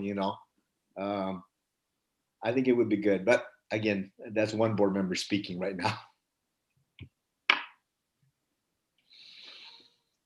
Other thoughts from board members or comments on the priority list? Yeah, for the outdoor seating upgrade, I'd like that moved up, considering that's something that we're going to eventually talk about more and more when reopening schools.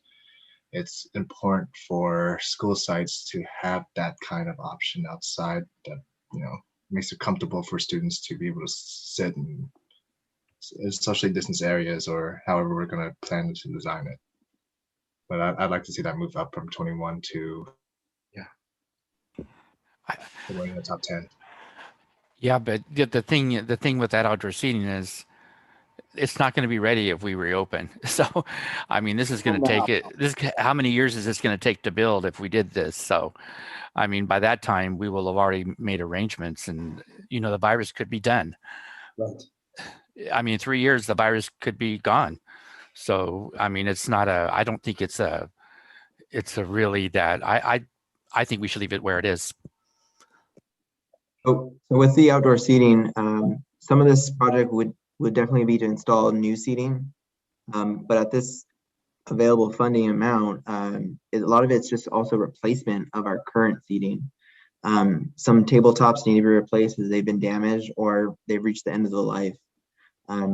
We're looking into other emergency funds for outdoor seating. And so we definitely plan to install some as much as we can from now through the end of summer. But we can see about moving up this outdoor seating improvements up on the list if that's what y'all decide. Just to clarify, in terms of why I want this moved up, is just because this is for the benefit of the students. While I get, how you are thinking, Rudy, the other point of being is just, I've been through those seats as well. Like I've sat in those seats, and I know back then they weren't in very good condition. So this is something that, if we can do, we should do for our students, just so that they have an area outside where they can relax, hang out, regardless of COVID, right? Regardless of COVID being in like a pandemic as it is 2-3 years down the road. Okay, then Gabriel, Gabriel, let me ask you, the amount of money we need to repair what's already in place is $85,000. That's not for new outdoor seating. That's to repair the old, correct? It would be mostly to replace the old. Given the stands are still in good condition, these are all remove the tops, bolt on a new one. So it's pretty okay. I'm fine moving it up then. I mean, it's not. I thought it was to build new, but that's fine. I'm okay with that. Yeah, I'd like to see it moved up too. I know when my kids were attending district schools, I know teachers would benefit from doing outdoor activities with the students. So it's not just a COVID thing. I mean, in general, teachers do enjoy doing activities outdoors. I think it would be to the benefit of each school site and district overall to move that up.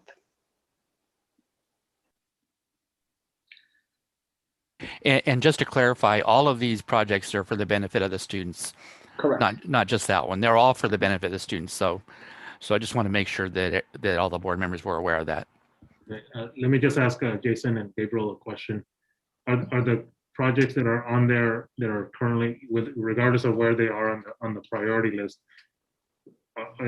do we have enough funding in the various funds to fund all of them? Or if moving one up going to mean that one that has already been funded now gets put on hold? I guess that's just a clarifying question.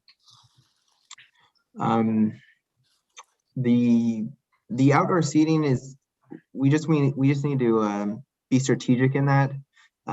There is a big line item for the parking lot playground repair or replacement. And so if we're adding new benches or installing new benches, we just want to make sure we complete that portion of work first, so we're not having to remove the bench and then reinstall it.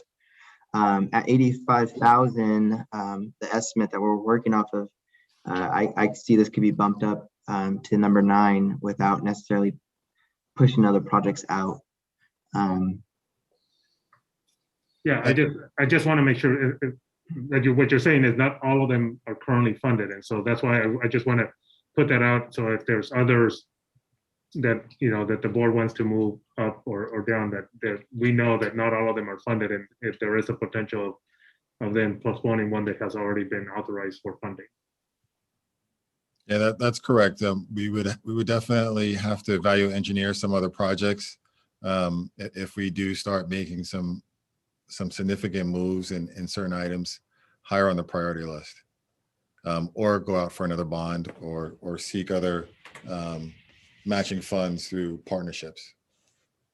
So just for future reference, I think what would really help the board members here is to understand at what point and how far down the priority list is both Measure R and Measure H can totally fund? Does that make sense? So it gives us an idea of what is not funded currently and what is being funded through Measure H and Measure R, because I don't see that in this slide. Yeah, so we can definitely make that clear in a future presentation for the board. Under Measure R, we have about $80 million, and the bulk of that would go to Communication Hill. I know that there's options for us for Communication Hill to put that into a phased project and potentially go out for a bond in future years. So that would probably be the one line item that I would recommend adjusting so that more of the projects that are listed here can be completed sooner without going out for new bond measure. But yeah, we'll clarify that for the board. Jason, I did have a. Oh, go ahead, George. Jason, I know we just passed the bond measure in 2020.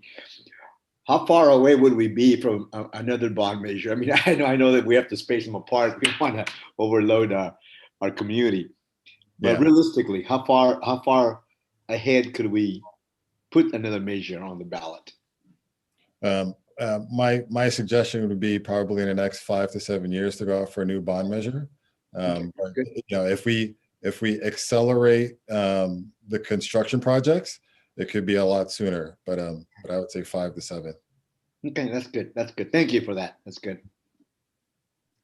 I had a question in terms of I noticed the Columbine locks are in progress. So about how much of the district has currently been covered with updating those locks? We have about 80% of the district has the intruder style Columbine locks. The final details right now that we're working on is the actual core cylinder. So through the process, there's been 2 master cores, and now we're kind of just fine tuning the hardware, changing out those cores. So we're on a single master key system. But in regards to the hardware, the intruder lock sets, those are about 90% installed across the entire district, all classrooms. Okay. And then in terms of the network infrastructure, I know that also says performed in phases. So what does that look like in terms of our capacity right now? And what is the plan in terms of what it says with performing in phases, the upgrades? This definitely leans more on Sammer's side of the house, but in each bond measure there's been network infrastructure upgrades as old IDFs or MDFs kind of phase out and need replacement, new switches, as well as some dedicated projects for new network runs or new fiber pools.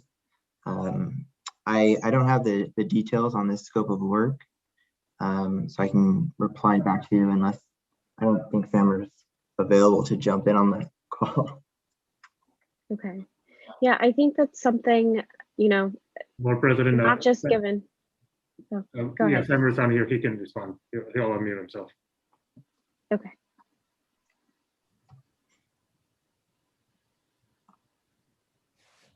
Did you mute yourself?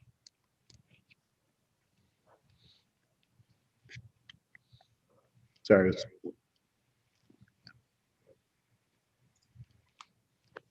Okay, sorry about that. So actually, kind of like Gabriel mentioned, the network project is to upgrade the NDFs and the IDFs, the switches, as well as get the access points one-to-one per classroom. So currently, we are, depending on the school site, we may be two classrooms to one access point. So there's about 30 to 60 devices accessing an access point. By going one-to-one, we will have about 30 devices accessing one access point, allowing better throughput to the internet for the students. Okay. So, I mean, that upgrades, I think, I mean, we're just going to continue to utilize more and more technology and integration and use of internet as well. So if we're talking about trying to build the capacity when we've already invested in, a number of devices now, and the thought is that's going to continue even beyond distance learning, I'd really like to see that, higher up on the priority list. I agree as well. Okay, so what we could do, I hear your input. I think what we can do, should do, is sort of give you a little bit more detail about what that is and what the phases are, so you can see. Because even though it's lower on the priority, it's in design already, so it's not being held up. So I think more information probably is what I'm hearing from you, to better understand sort of how the projects are intended to be phased in, and making sure that there's at least some level of information if there are gaps, and therefore if we want to bring to you that we want to move that up and therefore move something down, that then you can make that decision having all that information.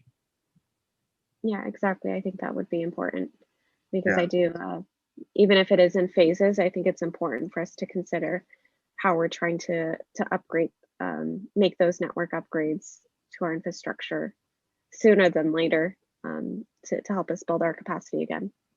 Yeah, because if you can notice, some of them are tied to other projects, sort of bigger projects, like you see Kennedy, front office, McKinney. So there's some that are already being part of other projects, like when we did, Lerone and those things. So I think it's more, for clarity in terms of what that phasing in is, why they would be phasing the way they are, and then ensuring that we are giving students the best access, and our staff the best access to the technology and the network. Right. I guess from my perspective, just seeing that it's number 17 on the priority list just seems, rather far away from where I'd like to see, a priority like that. So I hear what you're saying as well, is just needing more information. So when that's available, I think that would be beneficial to the board to understand as well. And I think that the numbering, if I remember correctly, and Jason, you can remind me, correct me if I'm wrong, the numbering doesn't mean that it's weighting, but it was in the priority when we were seeing where the line was, like Tom said, where the line was of what we could actually fund. And then there was a point where we couldn't fund anymore. And I think that that's where those numbers, not necessarily in terms of when they will be done, but rather where on the priority list they fell, to ensure that we were going to fund up to a certain amount. Right. There are certain things that we can do with all these projects that are low cost, but to complete them, yes, it's good to know where that line is, so that the board and the community and our staff know which projects we can do now because it's fully funded, and which ones, we can do some design legwork, work on phasing, so on and so forth, and communication with staff, but can't fully complete the project until it's got actual funding attached to it, significant funding attached to it. Right. So I guess what I'm trying to say is I want to make sure that it's on the upward side of that line and not getting cut off. Yeah. Well, just I do feel like this slide offers way too many questions to the board, or the board has too many concerns about it over the priority list. I'd much rather see a bucket of the bond measure funds and what we can fit into that bucket, rather than giving us a priority list, which honestly, this makes it look kind of bad, right? That we're putting something so important in a low priority when it really isn't that case. But for future reference, I would much rather see what we can fund versus what we can't fund, and from there, what we can decide to put into that bucket. Jason, hey Jason, it looks like, but it looks like under where it has funding source, that it's already been allocated, budgeted for those projects already. Is that correct? So we targeted this funding source to pay for the project, but as I'm sure the board has experienced in the past, certain projects can have price escalation. So that could eliminate our ability to measure our funds for this project. But to provide clarity to the board, I mean, ultimately, if if we want to move this up, which we can, and make sure that this gets funded, we can value engineer some other projects, phase some other projects, and provide support to the board on those phases so you can see which ones are going to be done immediately, which ones are going to be done 2 years out, 3 years out, how much of that project is going to be done in each of those years. And Jason, when you do that as well, can you also include, because from what I understand from what Juan mentioned is that we're already working on several of those projects already. They're all underway. So which ones have already been started as well?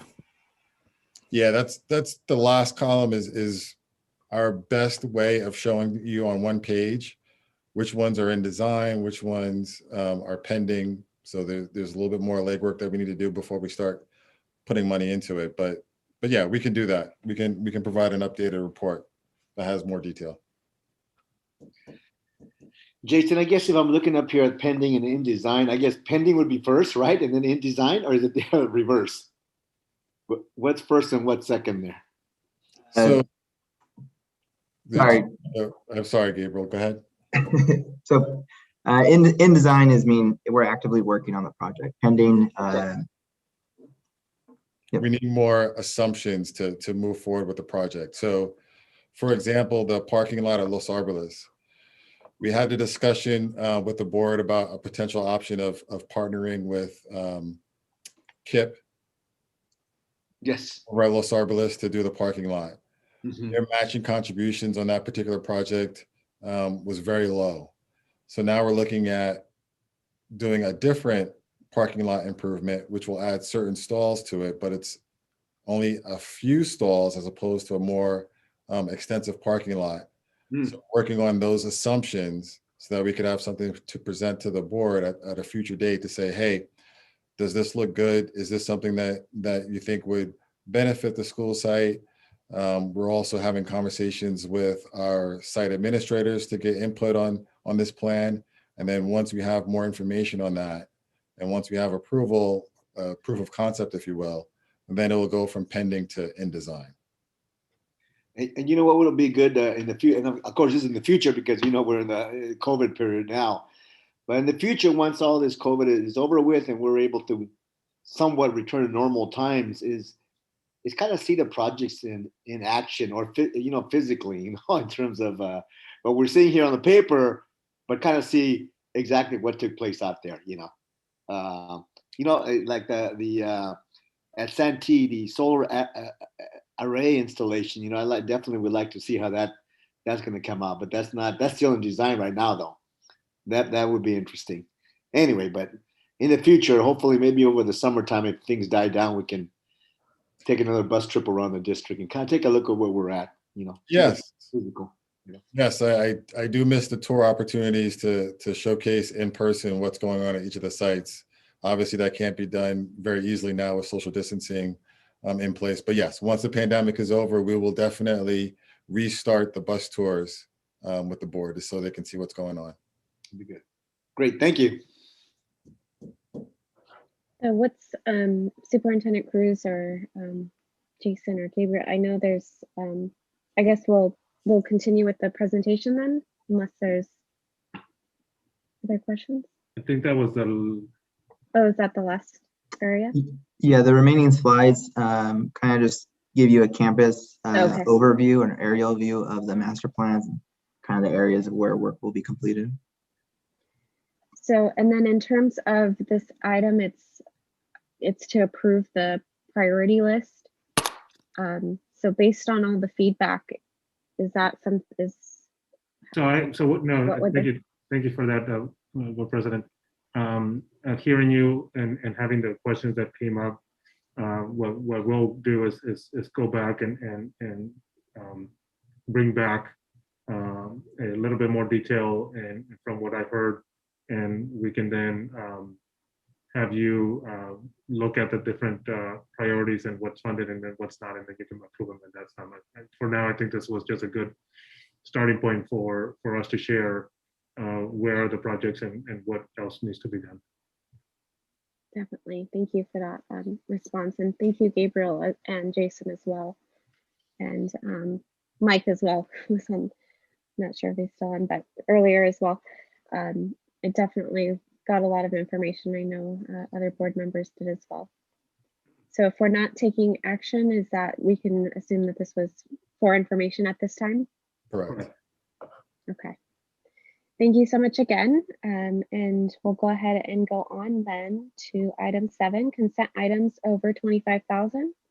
Members of the public may address the board on consent items before the board's consideration of the items in accordance with board bylaws 9323. Individual remarks will be limited to 3 minutes each unless otherwise stipulated. Board members, let me know if there's an item you'd like to pull. Otherwise, I will accept a motion. I like to pull item 7.03. Okay. I have a question on that. So item 7.03 will now become action item 8.07. Correct. Any other items, board members? Otherwise, I will accept a motion when you're ready. Move to approve consent items 7.01, 7.02, 7.04, and 7.05. Second. So item 7.01, 7.02, 7.04, and 7.05 have been moved and seconded. We will move to a roll call vote. Board Member Sanchez, Yes. Board Member Rodriguez, Yes. Clerk Rosado, Aye. Vice President Tran. Aye. And I'm Imana Silberta, vote aye. So that motion passes. We will now move on to action items. Item 8, item 8.01, personnel report. Madam President, I move that the personnel report be approved as submitted and that A, the resignation for the following employees be approved. Linda Diaz, Principal at Leron, effective 6/30/21. Patricia Cromet, paraeducator SDC at Dahl, effective 3/8/21. Second. All right, the personnel addendum has been moved and seconded. We'll move to a roll call vote. Board Member Sanchez, Yes. Board Member Rodriguez, Yes. Clerk Rosado, Aye. Vice President Tran. Aye. I'm Imana Silberta, vote aye. That motion passes. We will now move on to item 8.02, the February 23rd, 2020 board meeting minutes. Board members, whenever you're ready, I'll accept a motion on that as well. Move to approve the February 23rd, 2021 minutes. Second. Right, item 8.02 has been moved and seconded. We will go to a roll call vote. Board Member Sanchez, Aye. Board Member Rodriguez, Yes. Clerk Rosado, Aye. Vice President Tran. Aye. I'm Imana Silberta, vote aye. That motion passes. We will now move on to item 8.03, reporting on delegating authority to take the necessary action to protect students and staff from the spread of coronavirus. Superintendent Cruz. Yes, thank you, Board President.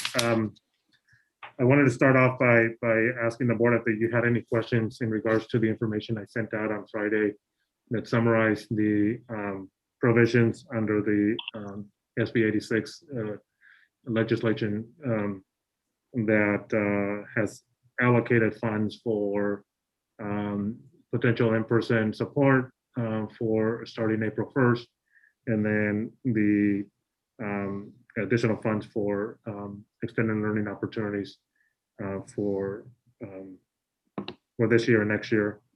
I want to start just if there's any questions in regards to that, and then I do have the preliminary results of the parent survey that we sent out on Friday. I just emailed those to you just for you to be able to see them on your computer, and then I can go over that for as well.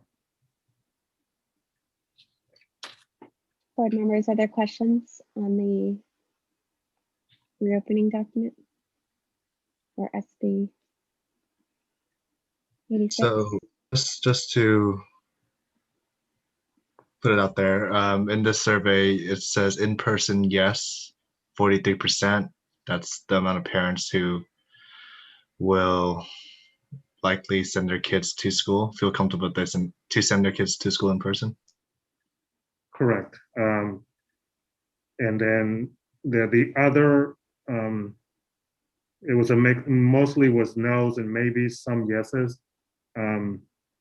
So I would say a little bit over 50% of our parents that responded to the survey, and we had a total of 2,300 responses, which is about a 36% of our student population.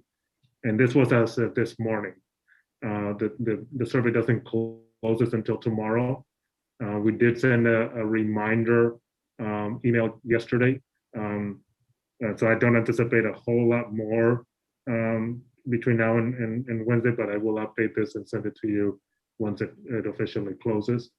I do have scheduled town hall meetings for next week on Wednesday and Thursday for on all three languages to gather more information from our parents as well. But I just wanted to, see if the board had any questions, any concerns in regards to where we are. As you know, the board made a decision in November to stay with distance learning through June. And so part of this gathering of information is to determine whether the board continues to feel in the same way that we will stay in distance learning through June while still offering an optional in-person for some of our most vulnerable students, special education, McKinley Mental, Foster Youth. Those are the committee that Norma leads has been working towards that at your direction. And so we just wanted to engage the boards how you felt in regards to what next steps we should take. I have a quick question. What data has been collected as far as the staff? How comfortable would staff members be coming back on site to accommodate those more at-risk students? Dr. Martinez-Palmer, she had sent out a survey right before this and asking staff that were able and willing to come in this spring to support the students, those small group cohorts. I'm not sure if she has it in front of her right now. I don't, but I remember that this is for the staff were surveyed for cohorts, not the, everyone coming back. We had about, I think I said 38 teachers that said they'd be willing to teach in person to small cohorts, and then another 20 something that said maybe. 6 of which those teachers who said they would be willing are SDC teachers. Was this after the vaccinations were opened up to educators? The survey actually went out around the same time. And the survey closed last Friday. So this Friday, I call it the COVID Education Programs Committee, will be meeting. And then to make plans because there are interested teachers, to see how we might plan for coming back.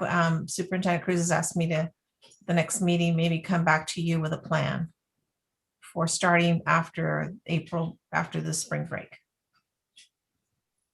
For the parents survey, of those that said yes, do we know how many of those have students with special needs and are struggling with distance learning? I mean, we won't know if they're struggling. That was not a question we asked. We did ask, what grade levels they were, if they were general ed, SDC. So we'll be able to disaggregate it a little bit further than that. But we did this morning, so I took just a very high level analysis, as you see on the spreadsheet, in terms of what schools, how many percent by each school, and then again the grade levels and the specific designations that they have. Just had a comment. I know we're doing the surveys and all that with our parents, and I know safety, of course, is paramount. But there are all districts are opening up, in the surrounding areas, not now, but probably April. I spoke to one of our parents who works at one of the Costco stores. I won't say which one, and she has a couple of children over here, 3 children over in our district. She was thinking about putting them in a charter school if they open up, and we don't. And I'm afraid that if we just shut the door on everything, that we're going to lose a number of our kids to other schools, be it charter or private schools. And I don't know. That would be again something to be determined in the future if that were to happen or not. But that's what she told me, and that was only about a week ago that I spoke to her. But anyway, that is a concern of mine at this time. So if you see some of the comments in terms of the reason why not, and in the comments that they have in there, I read several of them. The reason is because their household and their children in their household have still not had access to vaccines. And so they're concerned about the safety of their family and their family members in that household that just have not had the access. And then one of the considerations that we just heard the presentation from Choral is if we do decide to come back in person in a hybrid model is the only way that we get implemented. Students in the Choral program would have to decide to either stay full distance learning in the Choral program for a full day support, because they go from 8 to 3, or the hybrid model and not have access to Choral because we have to maintain stable cohorts. And so they wouldn't be able to go to the class and be with that stable cohort. And then they come together in Choral with all the different groups from the different classes. So that may have a real impact on our families from that standpoint. Do we have a wait list for Choral at this time? We have a few students, and so we've been expanding. As you saw, we went from 300 to 500, especially around the middle school, because we have prioritized K through 6 first. And so we're working with Choral, and HR started to also test so that they can hire more staff so that we can increase our supports. There's not a lot. One of the things I know. Yeah, one of the things I'd like to see then as part of, I know Dr. Martinez-Palmer is working on the reopening committee with a plan for the next board meeting, but I'd also like to see one number of, I know we got the update on Choral, but if there are waitlisted students, and 2, how much of the students that are participating in Choral are part of our special targeted populations that we would potentially welcome, have starting back, as well as a specific timeline around when. I know we're thinking perhaps after the spring break, but a more concrete timeline and what that would look like as part of, even just the communication with our families, what that would look like and how much time they'd have to, make a decision of whether they want their child to return to hybrid model or participate in those small cohorts. I think those are all important pieces to consider. Mm-hmm. The other question I had was in regards to the amount of funding that the district would be eligible for with SB 86. So I know that so I guess I'm a little bit confused between the 2 numbers. So there's 2.4 million is the estimated amount for that's specific to the in-person instructional grant. But the other figure that was around 5 million, that's independent from the in-person funding. So the district would still be eligible for the figure that's around $5 million with other opportunities that we're providing for students. Is that correct? That is correct. That's the Extended Learning and Academic Intervention Grant. And that's looking at potentially increasing the instructional day or increasing the calendar year, providing additional supports for students. So that's independent of the in-person learning grant. Okay. The other question I had was in terms of that specific 2.4 million that's specific to in-person. I know that would mean we would have to open up for any student that was my understanding is the district would have to open up to any student who wanted to return in person. What have we looked at even the cost of based on the recommendations? What would 2.4 million even cover our costs of what would need to happen for safety protocols for us to be able to welcome any student back who wanted to return? So the only thing that I think we would still need to order more, and Jason and Gabriel think he's still here, would be the plexiglass partitions. That's the number one thing that we don't have right now ready and to install for all schools, for all grade levels, for every classroom. Yeah, and I would maybe just add, as we're if we're opening doors, and as the numbers continue to increase in terms of the number of students that want to participate, we may have to re-examine some of our protocols around cleaning and disinfecting, and maybe see if we need to augment staffing levels for things of that nature. Okay. And then my last question was around, for staff and teachers who are volunteering to return to in-person, is there a possibility for the district to consider providing those individuals with an additional stipend amount or bonus for returning in person? Is that a consideration that we can make with those funds? Yes, that the funds are such that we would be able to use those for that purpose. Okay. So I think those were the main questions I had at this time. Board members, are there any other questions on that? I know this is a continuing item that will continue the discussion at our next board meeting as well. If I may, if I just could, maybe get some clarity from the board in terms of what direction you would like us to, not that you're making a decision today, but we are in a very short timeline. If indeed there's a desire from the board to reconsider the decision that you made in November. After spring break, there's only 8 weeks left. And between now and then, there would be so much that we would have to do to bring a recommendation that I feel comfortable for something like that we would be ready. So I don't, I'm not asking for a decision, but rather, is this something that we should seriously consider and therefore start to put a lot of planning between now and the next board meeting and bring a resolution to the board that would change the decision you made in November?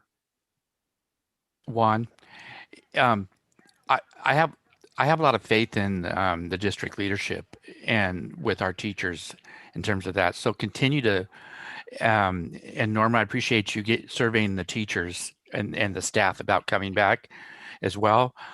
But if there's a way that we could do it, our children, we need to get our children back in the classroom, but it's not possible to get everybody back after spring break. It's just impossible.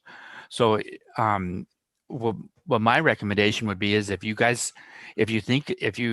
figure out a way and develop a plan like Mona had mentioned to maybe start it in a hybrid or something, then I think that we're very flexible. Me as a board member, I'd be very flexible because of the new developments with the vaccines that have occurred. I didn't know that we would have this many vaccinations by this time countrywide.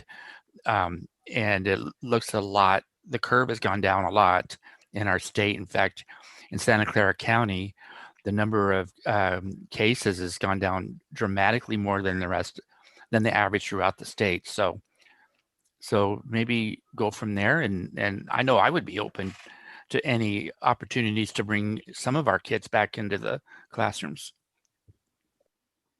I agree with Rudy as well. If we can also, I would add just if we could prioritize those students with higher needs that are struggling the most, maybe consider bringing them on first.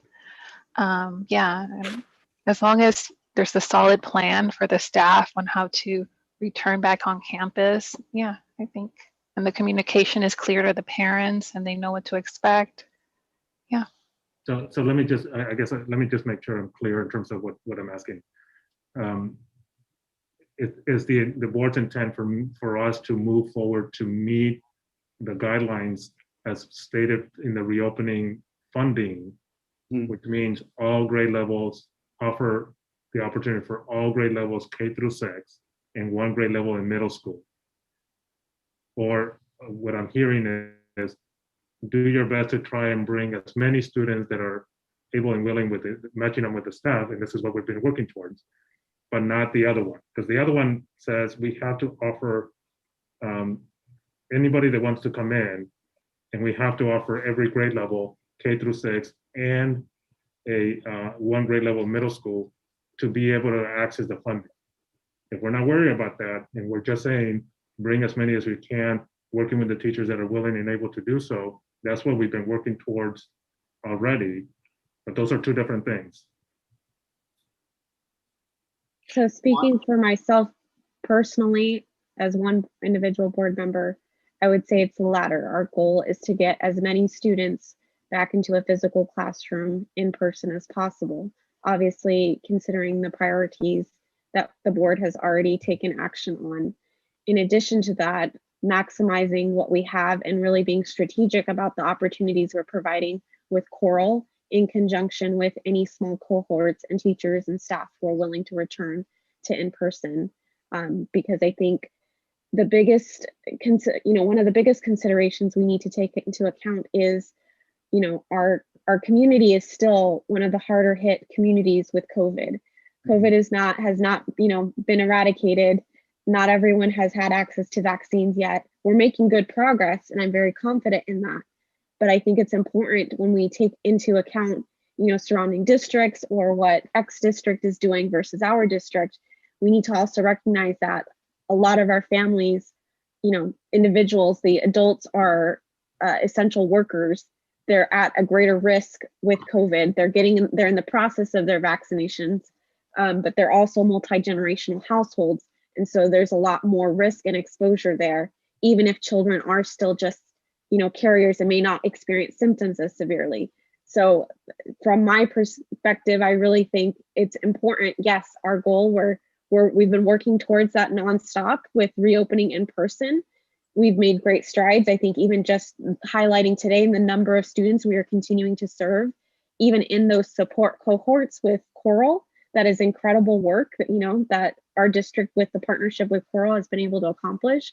Continuing that and also extending this opportunity with in-person learning where we can. Board members, if there's other thoughts, please share them.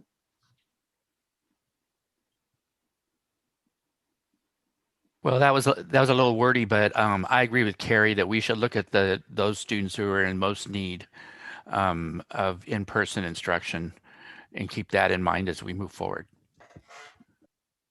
Yeah, the board members very much echo my sentiments, and I'm particularly concerned with our students in the special education program and also our ELD students.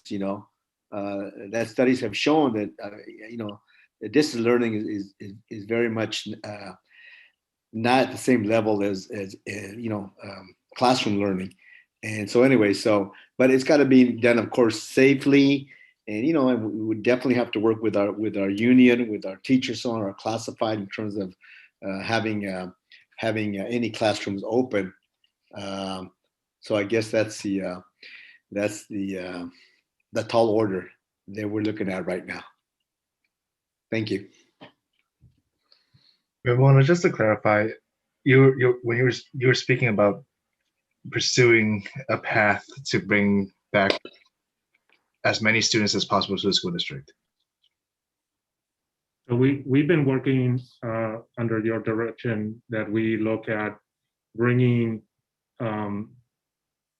our special education students, our prioritizing our special education students, our EL students, our McKinley and foster youth, and those that are disengaged, that those would be the priority for us to pair up with teachers that are able and willing to come and do it, provide that in person.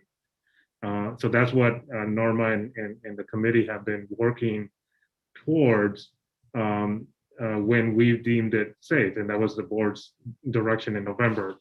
And so certainly once the vaccines became widely available, we started to really think about who are the teachers before we started looking at the students, right? Because we have to, there's credentialing and all those things that we have to consider. And then, moving into then identifying the students and then working with the families to accept the placement in an in-person setting. And so we had projected that we would be able to do all this and have it in place for, when we come back from spring break. And so that's why I wanted to get clarity from the board in terms of with this new development of the funding and then what we would have to do to receive the funding. Was the board now in considering a change to the direction that you had given us in November? Because if that was the case, then we would have to mobilize, to meet that versus what you had asked us to do in the first place in November.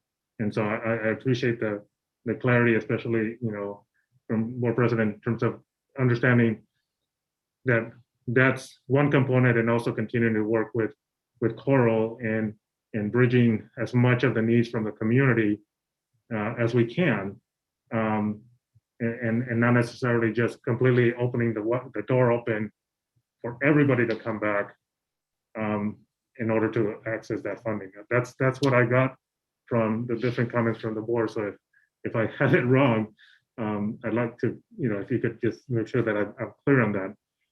Because then that gives cabinet a direction of what we need to do between now and spring break.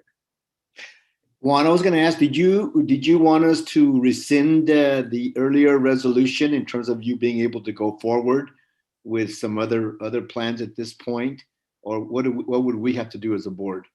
If we're going to continue with just the small groups with that priority that I just described, you don't have to do anything.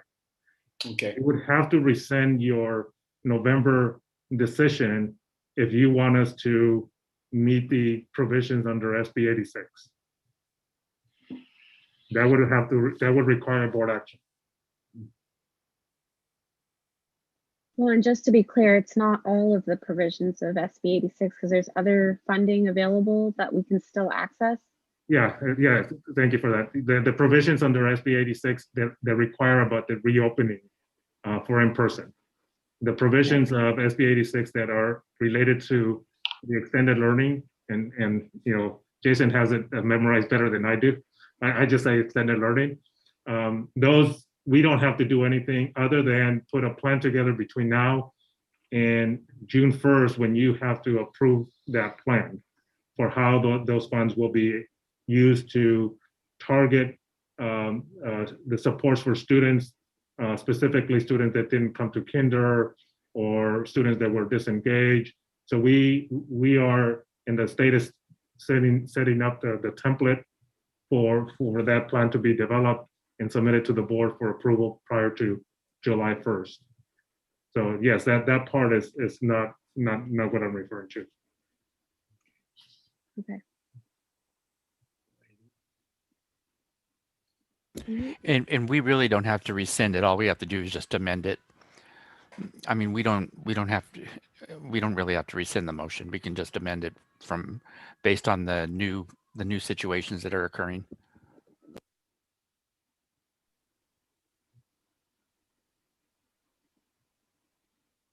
So what I'm gathering is that we're gonna wait on what the reopening committee is going to suggest at the next board meeting.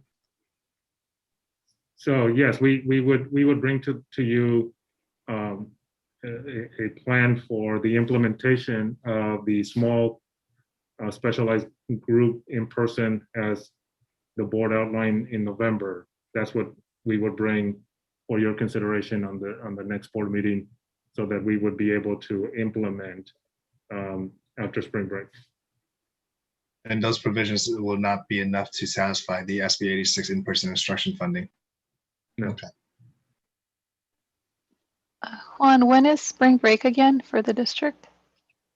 It is April 5th through the 9th. Okay. Just around the corner. Board members, are there any other direction or questions, comments on this item? Nope. Otherwise, we'll wait to hear the plan from Norma and the team, and hopefully we can get some strong communication out to our parents and community as well on you know, the options and things that we have available to them as well for the rest of the year. Yes. Yeah, like I said, we do have I have a flyer that is going to go out tomorrow with the information of the town hall meetings for next week. And then I'm going to have a town hall meeting for staff as well next week. And so we'll be able to gather all that information as well in preparation for the next board meeting. Great, thank you. Thank you for that, for the guidance. If there's something that's been keeping me up at night, I've been trying to figure out what we're going to do, you know, between now and June. So, thank you. Thank you. We'll now go on to item 8.04, the 2021 second interim report. Jason? Yes, thank you. Good evening, board members. This is a fairly long presentation. It's about 30 pages, and that's because it's two presentations in one. The first part is an update on the governor's proposal back in January, and then the second part is about the second interim update. I'm going to try to go through the slides fairly quickly because I know that you guys have read through them. I just want to pick up some major highlights throughout the presentation. And of course, if I skip over something that you want to hear more about, just let me know. And with that, I'll get started. Samar, can you put up the presentation?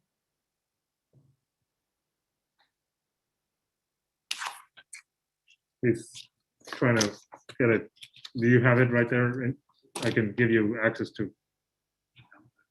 I do not.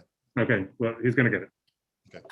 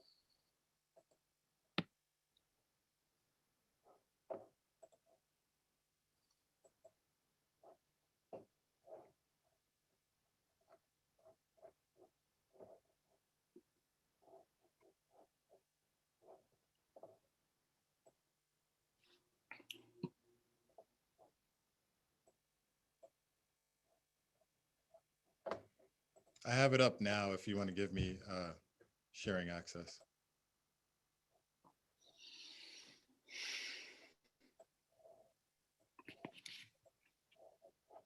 Yeah, sharing access, Jason. Okay.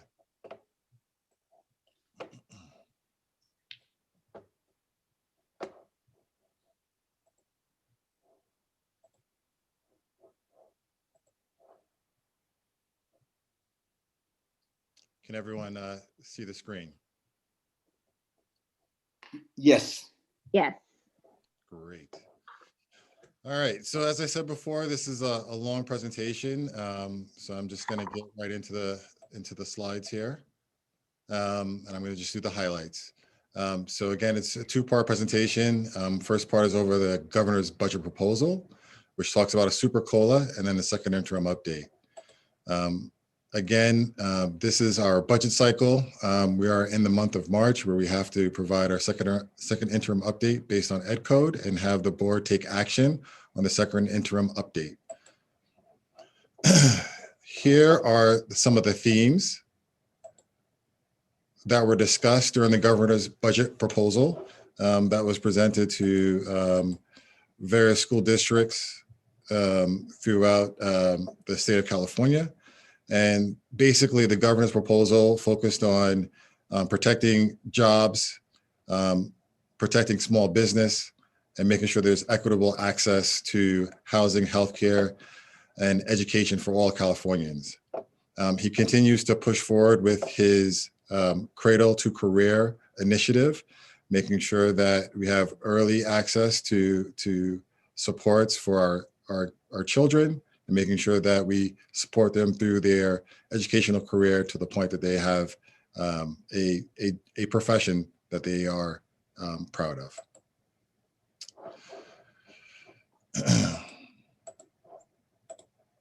This slide here just talks about the continual increase of Prop 98 funds. The main thing that I wanted to point out here is that in this fiscal year of 2021, there was a 0% COLA increase in terms of student funding, but Prop 98, the main funding source for education, did increase, and we did not see that increase in student funding. Which leads me to my next slide here, which talks about COLA volatility. This year has been a roller coaster as it relates to COLA, which is the main source that increases funding for each of our students that enters our doors. And here's a small table that illustrates the changes that we saw a year ago, starting in January, a little more than a year ago, starting in January of 2020.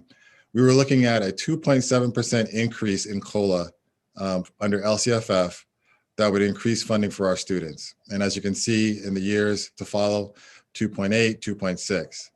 Then the pandemic hit in March, and the state looked at the future, and based on their analysis, they thought the economy was going to stop and state revenues were going to decline considerably. And at that point, the governor released a May revise, which showed a negative COLA, almost of 8%. That started a conversation on, budget cuts for our district to the tune of 10 million or more in the following years to offset the lost revenue that this negative COLA would impact our district with. Then in June, everything became flat funding, 0% for this year, next year, and the third year out, 22, 23. Now we have a government proposal in January of 2021, which still has 0% COLA, even though the state revenues have increased.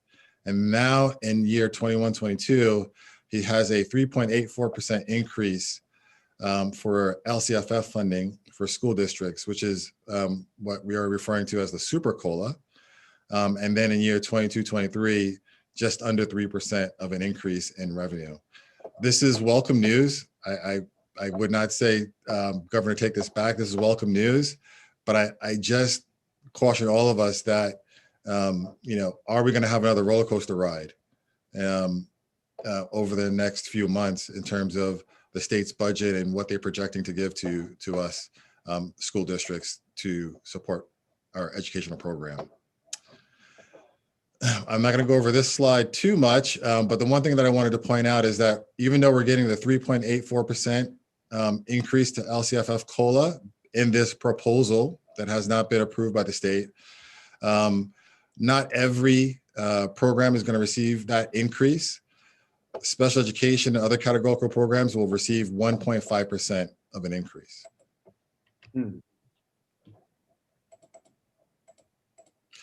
Just to interject real quickly, back to that slide of the COLA volatility.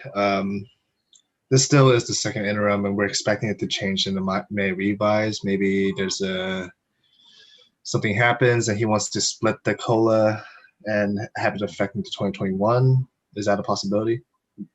Yeah, so if you asked me a year and 3 months ago that I would see, almost a 10% swing between the January and May revise, I would say, no, that could never happen. but now all bets are off. So yes, they could Well, split. during that time, right? I mean, I think everyone was scared of what was going to happen, but slowly and surely, everyone decided that okay, the economy is still doing fine. There's no big crash underway that everyone's expecting with the coronavirus pandemic. Not saying there won't be another one that may happen, but I'm hoping things look more stable when you told me that the state's revenue is increasing year by year, when the opposite was thought, and just less than a year ago, right? Yeah. Again, wish I had a crystal ball business and wish they actually worked. but yeah, it's all signs indicate right now, especially with a third Biden America recovery plan that's about to have more information disseminated to all of us. I would imagine that seeing these numbers go down is very unlikely. I think this should be a pretty good number. And so that's why we put it into our second interim. Great, thank you. The next slide here talks about the cap on district reserves. The main focal point here is that under Prop 2, there is a cap on district reserves if certain conditions are met. All conditions expect to be met based under this proposal. So that means that our reserve as a district can't go above, if everything remains equal to what's now in place, 10.8 million for our district, because our reserve would be capped at 10%. Right now, we're projecting a current unrestricted reserve for 2021 of 18.5 million. Why is this important? Because our reserve is allowing us to meet cash flow needs. There are a lot of federal relief funds that have been allocated to school districts, but we haven't received all of it. We were allocated 2.2 million in ESSER funds. We've only received 25% of it. We're promised 8 million in ESSER 2 funds. We have received none of that. So all of the things that we're doing in terms of buying equipment, PPE, devices for our students is due to the fact that we have a reserve balance to offset all of the chaos that has happened over the last year. Deferrals are back.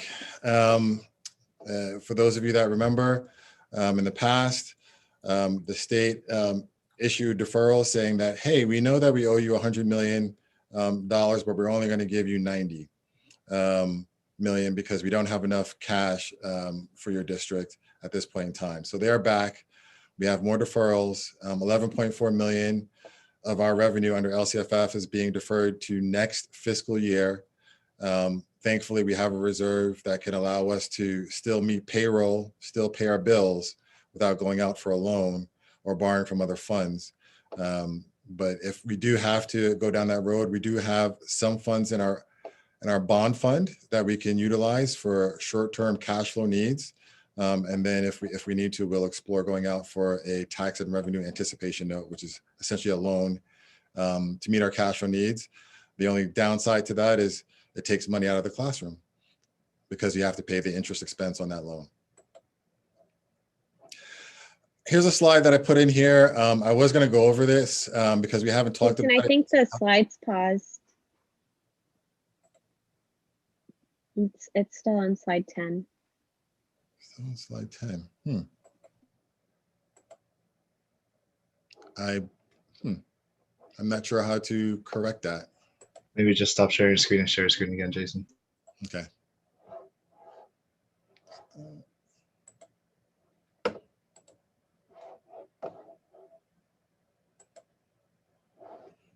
Do you see slide 11? Which talks about base, supplemental, and concentration grant dollars? It's a that blank kind of screen. black screen, yeah.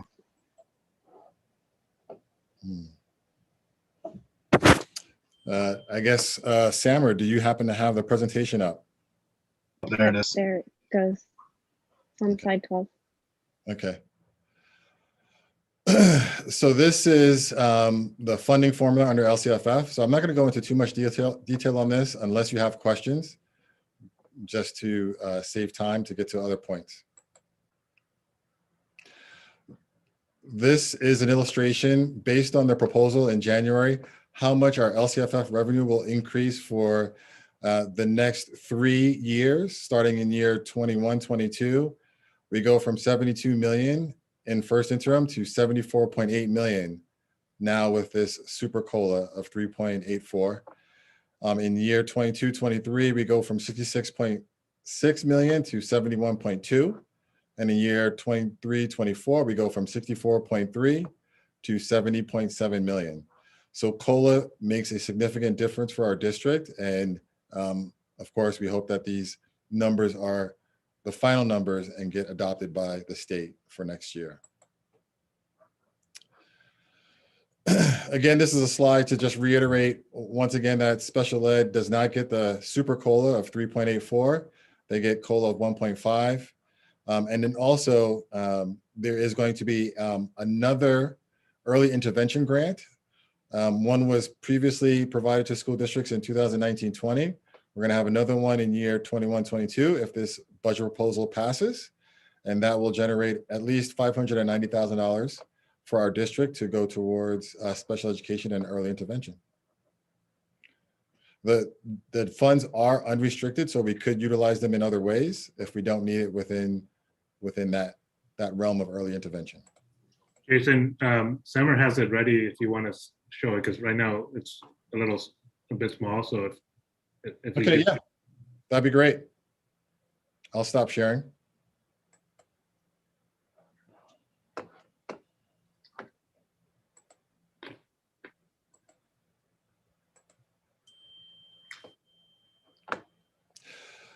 Thank you, Sammer. This slide just talks about the CARES Act and how the federal and state government have made it easier for us to issue meals to all of our students and not having to go through the normal process of every student going into line, showing their ID card and paying for meals. All meals are served to kids regardless of they're eligible for free and reduced meal plans. And lastly, on this slide, it just talks about an additional reimbursement that has been provided to all school districts that participate in the National School Lunch Program of 75 cents per meal. So that actually increased our revenue by $340,000 for this fiscal year in 2021. We expect to receive one more check relating to this, but of a smaller amount, but nothing has been issued to us. And essentially they're providing this 75 cents additional reimbursement per meal for any meals that were served from March 15th of last year to August.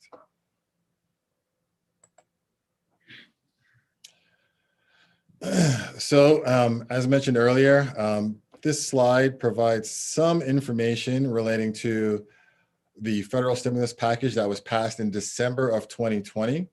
The big takeaways, again, are the $8.2 million in ESSER 2 funding that has been included into the second interim update. And then we're still waiting to hear about the formal allocation to Franklin-McKinley School District for Gear 2 funds if it does come to fruition. We estimated $412,000 under that, but since there hasn't been any formal announcement of what we were going to receive, we have not included this into the second interim as of now. Next slide.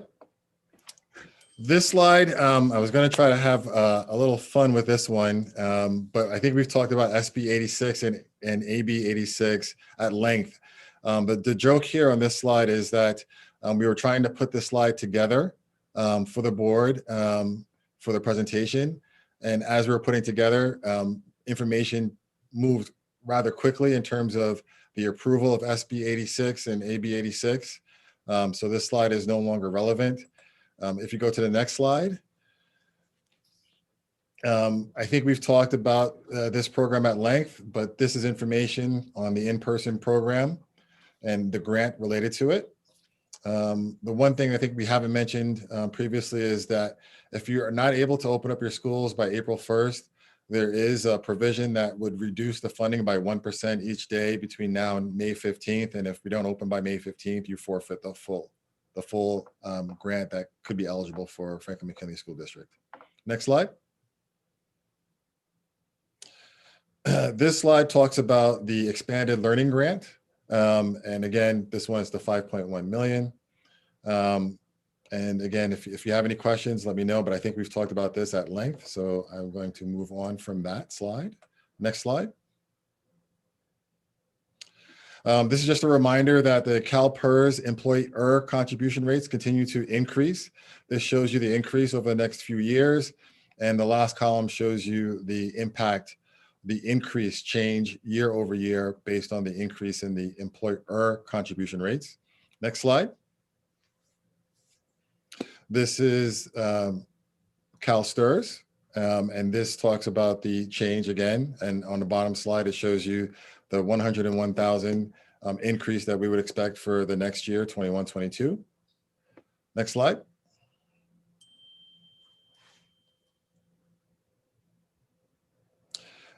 This slide is, sorry, I had an alert. I just wanted to make sure that everything was okay at home. So sorry about that. On this slide, this talks about the statewide average reserve levels. For an elementary school district, the statewide average is 20.47%. Right now, we are projecting a reserve of 17.76% for our district. And last year, in year 2019-20, the audited reserve was 18.59%. Next slide. This is the part that we're going to go over the second interim. Next slide. So I want to start off by saying what was not in the second interim. This is not an exhaustive list, but impact of negotiations that have not finalized are not in the second interim. Again, if there's an economic downturn or uptick, we haven't included that within the second interim because we don't have information on that. Impact of SB AB 86 is not included since we don't have a decision at this point in time what we're going to do with those two grants under SB AB 86, and any other state initiatives that we don't have details we haven't included in the second interim update. And of course, we're trying to use the best information that we have at our disposal to present to the board our multi-year projection. Next slide. Here are some of the key assumption changes between first interim and second interim. The big takeaway is the additional COVID funds, the ESSER 2 funds, have been added to our revenue for this year, 2021. We've also looked at reducing our budget cuts in the out years because of the significant increase in LCFF funding for our district. Next slide. This slide summarizes our multi-year projection for year 2021, 21-22, and 22-23. And we're looking at right now a reserve of 12.45% based on the funding levels that were projected in the governor's January proposal. Next slide. This shows you the changes at a high level between first interim and second interim, between revenues and expenditures. And again, the revenues increased by 8.4 million. And again, that's due to the COVID funds that were issued or allocated to us based on the December relief package. And the expenditures have gone down considerably due to our current plan to stay in distance learning. Many of the expenditures that we had within our LCAP, whether related to professional development, additional subs that are needed, positions that would be hired, so on and so forth. Many of those plans have not been able to come to fruition because now we're in distance learning, and we've utilized a lot of the federal relief funds, learning loss mitigation funds, Prop 98, federal relief funds to offset a lot of our expenditures. Next slide. So this shows revenue by category. Again, nothing new here in the sense of major storylines or headlines to relate to the board. I think we've talked about the ESSER 2 funds. We've talked about what we received already in terms of the ESSER 1 funds. Only 25% has been received. So I'm going to go on to the next slide unless there's questions. Just to clear things up, you're only realizing funds from the ESSER 1, ESSER 2 that we received, right? You don't budget in the 100% of it. So I've shown not what's been received, because the ESSER funds are fund balance. So I've recorded in our revenue the total 8.2 million in our revenue for this period in second interim, even though we have not received it, because we have received a formal notification from the state, the CDE, California Department of Education, that that 8.2 million is coming to us. So I put it in revenue. Okay, thank you. Mm-hmm. Next slide. So these are the expenditures by category. And again, basically what we've been doing for the last few years is that we update our estimate on savings for our district at second interim. And so these are the savings that we are seeing. And again, you know, a lot of these savings are due to the fact that we are in distance learning. A lot of the plans that we had in our LCAP and our school site plans couldn't be implemented because we are not in person. So not being able to be in person, a lot of those plans have not been implemented, so the expenditures have not been incurred. So I'll pause there for a second in case you have any questions. If not, I'll move on to the next slide. Then this is not unique to FMSD. This is something that most districts are going to see for this year. Next slide. This is a summary of our ending fund balance. And what you see there in the restricted side, the 10.9 million, most of that relates to our COVID relief funds that have not been spent as of now. This could change between now and the end of the year, especially if we look towards going back in person. We'll probably start spending this money down at a fast pace to make sure that we meet the needs of our staff and our students and make sure that everyone is safe. Next slide. And lastly here, in terms of next steps, this is an action item for the board. So you would need to approve the second interim as presented. We are showing a positive certification because our reserve balance meets the 3% requirement for a district of our size. And then again, here's a list of items that staff will be working on for the remainder of the year. So if you have any questions, I open it up to questions. So not only did we meet the 3%, we're actually exceeding it by 9%, right? So we're at 12%. Yep. Okay. Correct. This is looking beautiful, Jason. Looks good.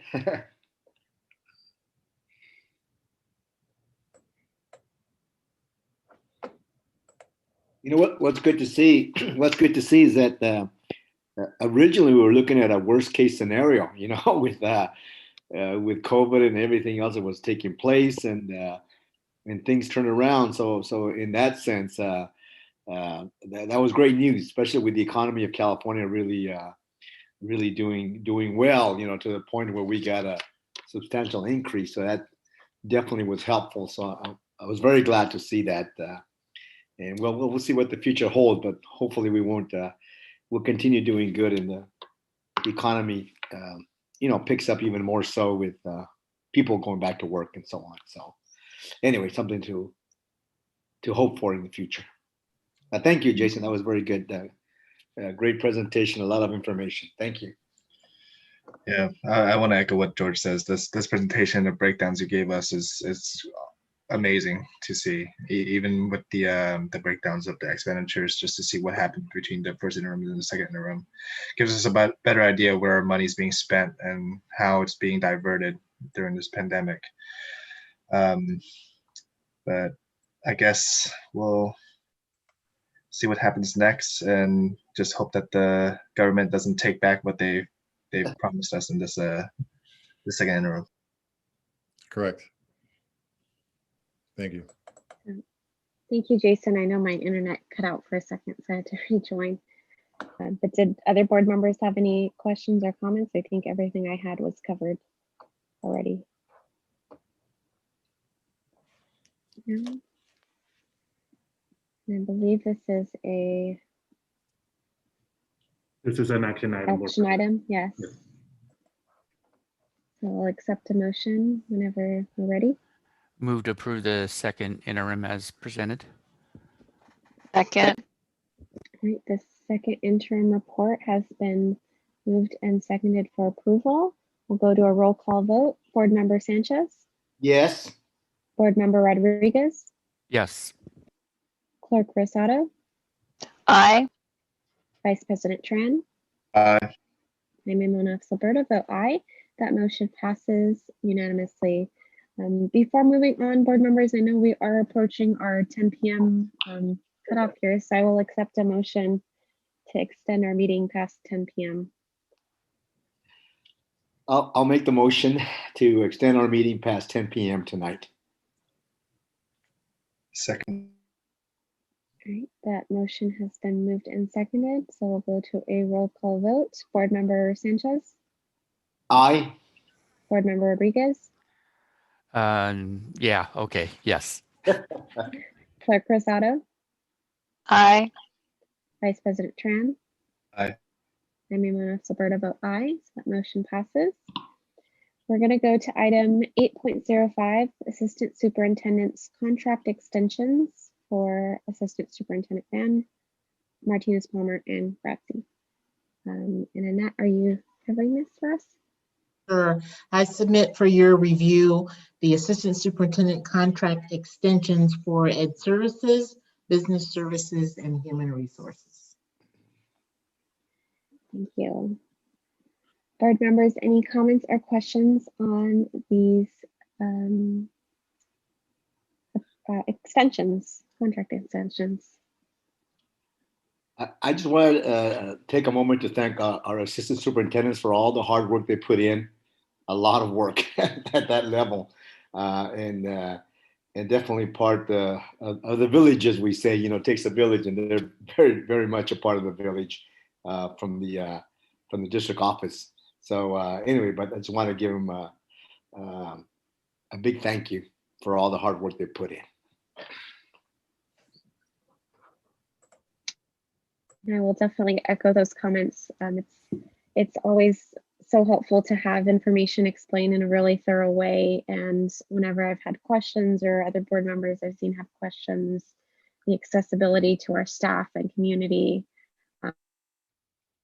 that's all just greatly appreciated for helping our district work effectively. So thank you. And I like how we're aligning all three contracts to the same term now, rather than how it was before, I guess. But thank you for all your hard work. Okay, move to approve the 3-year contract extensions for all 3 assistant superintendents. Second. Item 8.05, the assistant superintendent's contract extensions have been moved and seconded. We'll go to a roll call vote. Board Member Sanchez. Aye. Board Member Rodriguez. Yes. Clerk Rosado. Aye. Vice President Tran. Aye. I'm Mona Silverdale, vote aye. That motion passes unanimously. We will go to item 8.06. And so before you at this time is the superintendent's contract,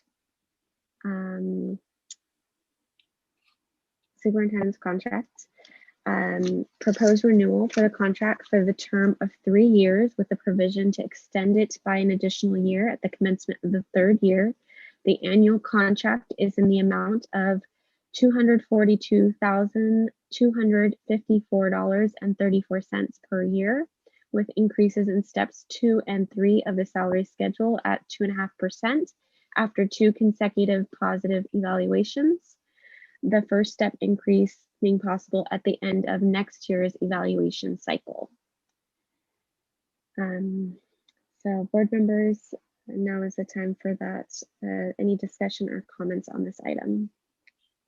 Can I just say real quick that Rudy texted me that his power has gone out. So he'll try to get back in as soon as the power goes back in his house. Okay. That's why Thank you he's for not. letting us know. Thank you, George.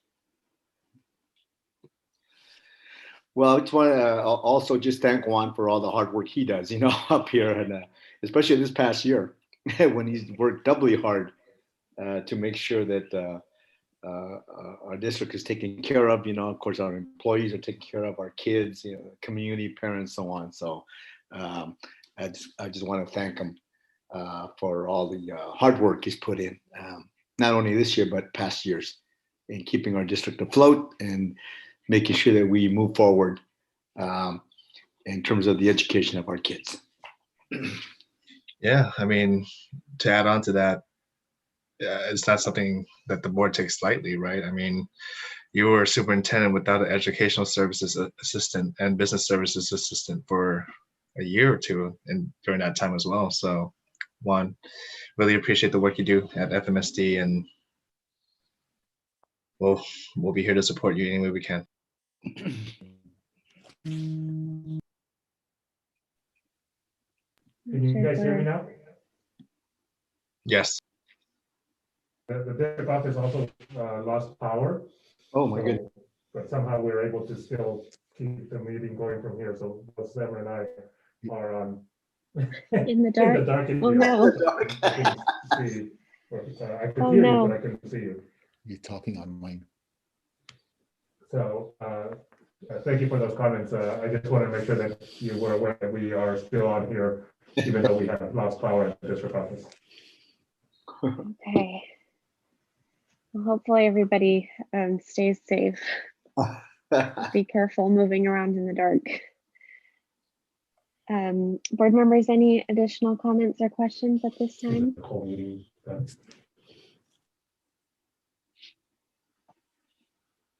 And I'm not able to see the messages, but is Rudy trying to get back on? Can you guys hear us? Yes. Okay, we might. Yeah, I'm not sure how long it'll take him to get back on.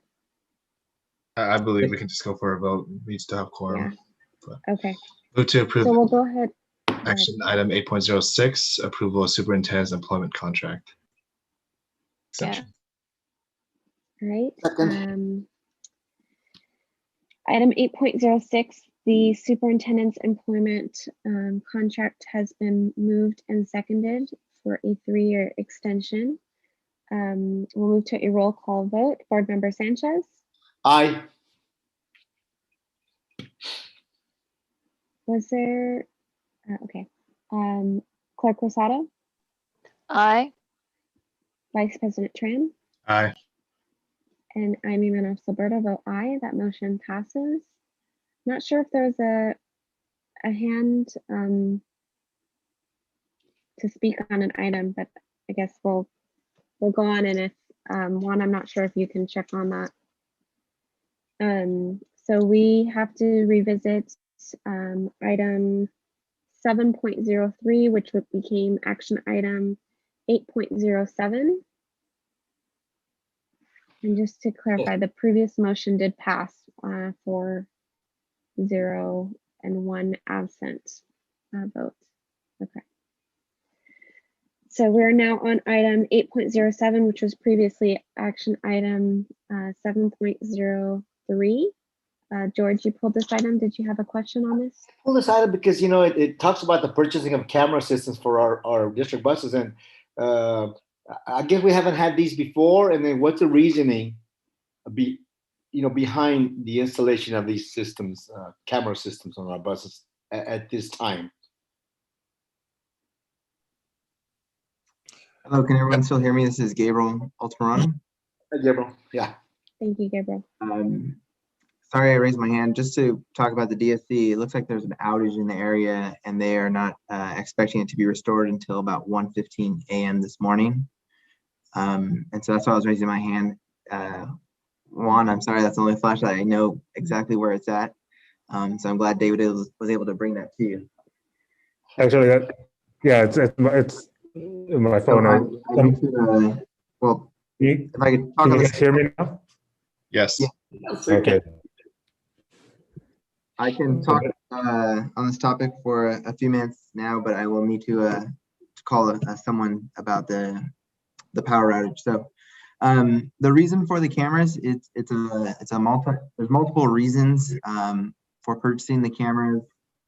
First and foremost is to kind of document safety and student behavior on transportation. I'm sorry, if you can still hear me or yes, we can hear you. Okay. So the first and foremost is student safety and kind of recording student behavior when busing. It also serves as kind of reduces the district's liability in the event of emergency situation, an accident. We'd have a documentation or a record of students on the bus and ensuring that students were practicing all procedures. Given the time of COVID and pandemic, it will also be utilized to kind of track any close contacts. And so we can have a documentation of how the bus was loaded, where students sat, as well as unloaded. Okay. Any other questions, George? Thank you, Gabriel. No, that was good. That's all I wanted. Just a brief explanation, and so that was good. Made it clear to me. Okay. Absolutely, thank you. Thank you, Gabriel. I'll accept a motion on this item when we're ready. I'd like to make a motion, item 8.07, which it is now action item, on the purchase of camera systems for the installation of all district school buses. Second. Right. Item 8.07 has been moved and seconded. We'll move to a roll call vote. Board Member Sanchez. Aye. Board Member Rosado. Aye. Board Member Tran. Aye. And I'm Emanuel Silverdale, vote aye. That motion passes 4 with 1 absent. We'll go to item 9, the communication from the superintendent. Superintendent Cruz, I know you're in difficult circumstances. Yeah. Still hear you. So What? Can you hear me? yes. Okay. It just happened to be, right at the tail end. So I'll just keep it real brief. I just want to thank the board and cabinet and everybody for your support in extending my contract, and just very appreciative of everyone in FMSD, and certainly none of this can be done by a single person. It does take a village. I think, George, you were referring to that. Yep. And so I just appreciate that, and thank you. Thank you, Superintendent Cruz.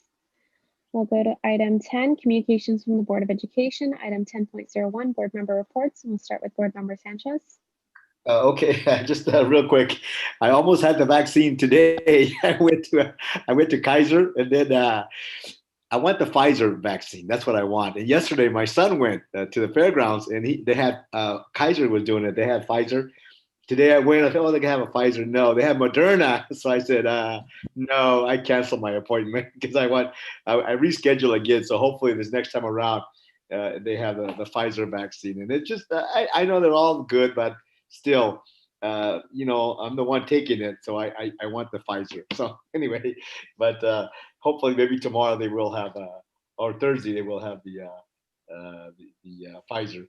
And that is my report.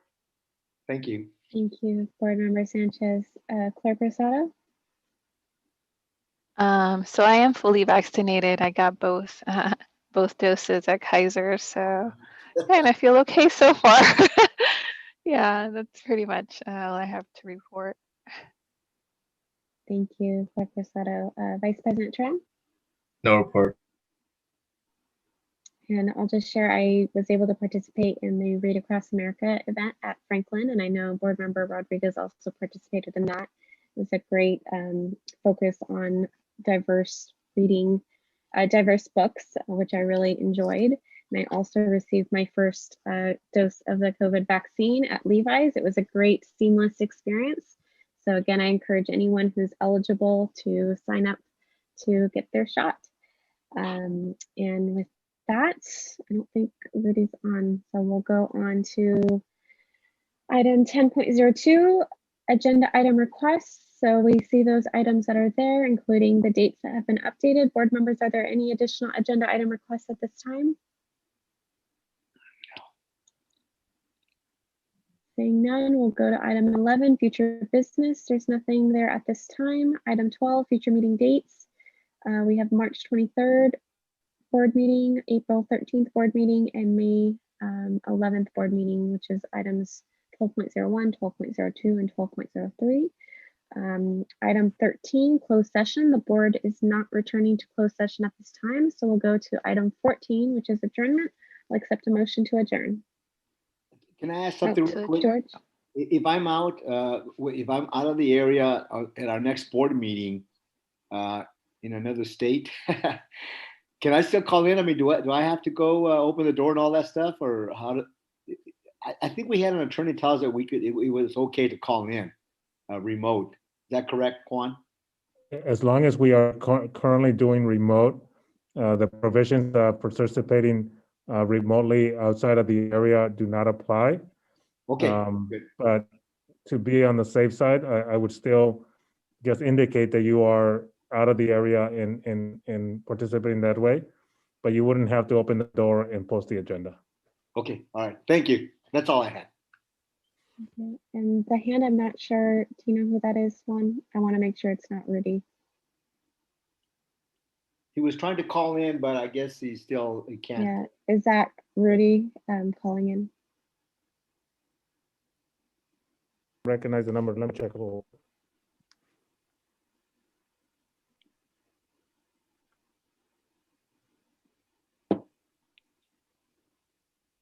Yeah, that is him.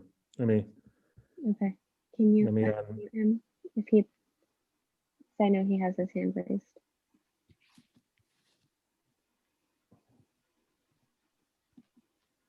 He's muted, so he can't. Trying to.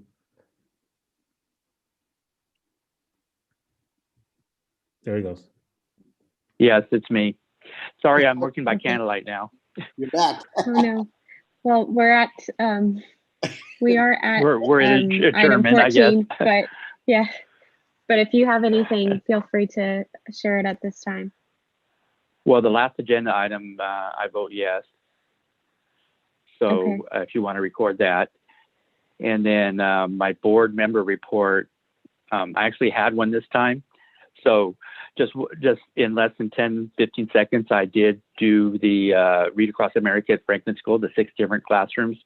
Wow. And last evening, I had the pleasure of joining the meeting, the CTA and board meeting last night. And Scott Schumanson was there as well. So I want to thank him for the invite. And it was interesting, very good. It was a very good meeting. Had a lot of discussion on the reopening of schools without getting into details, just on what other districts are doing. That's it. Thank you, Rudy. And hope you're staying safe in the dark. Okay. It's all right. No big deal. All right, so I will accept a motion to adjourn.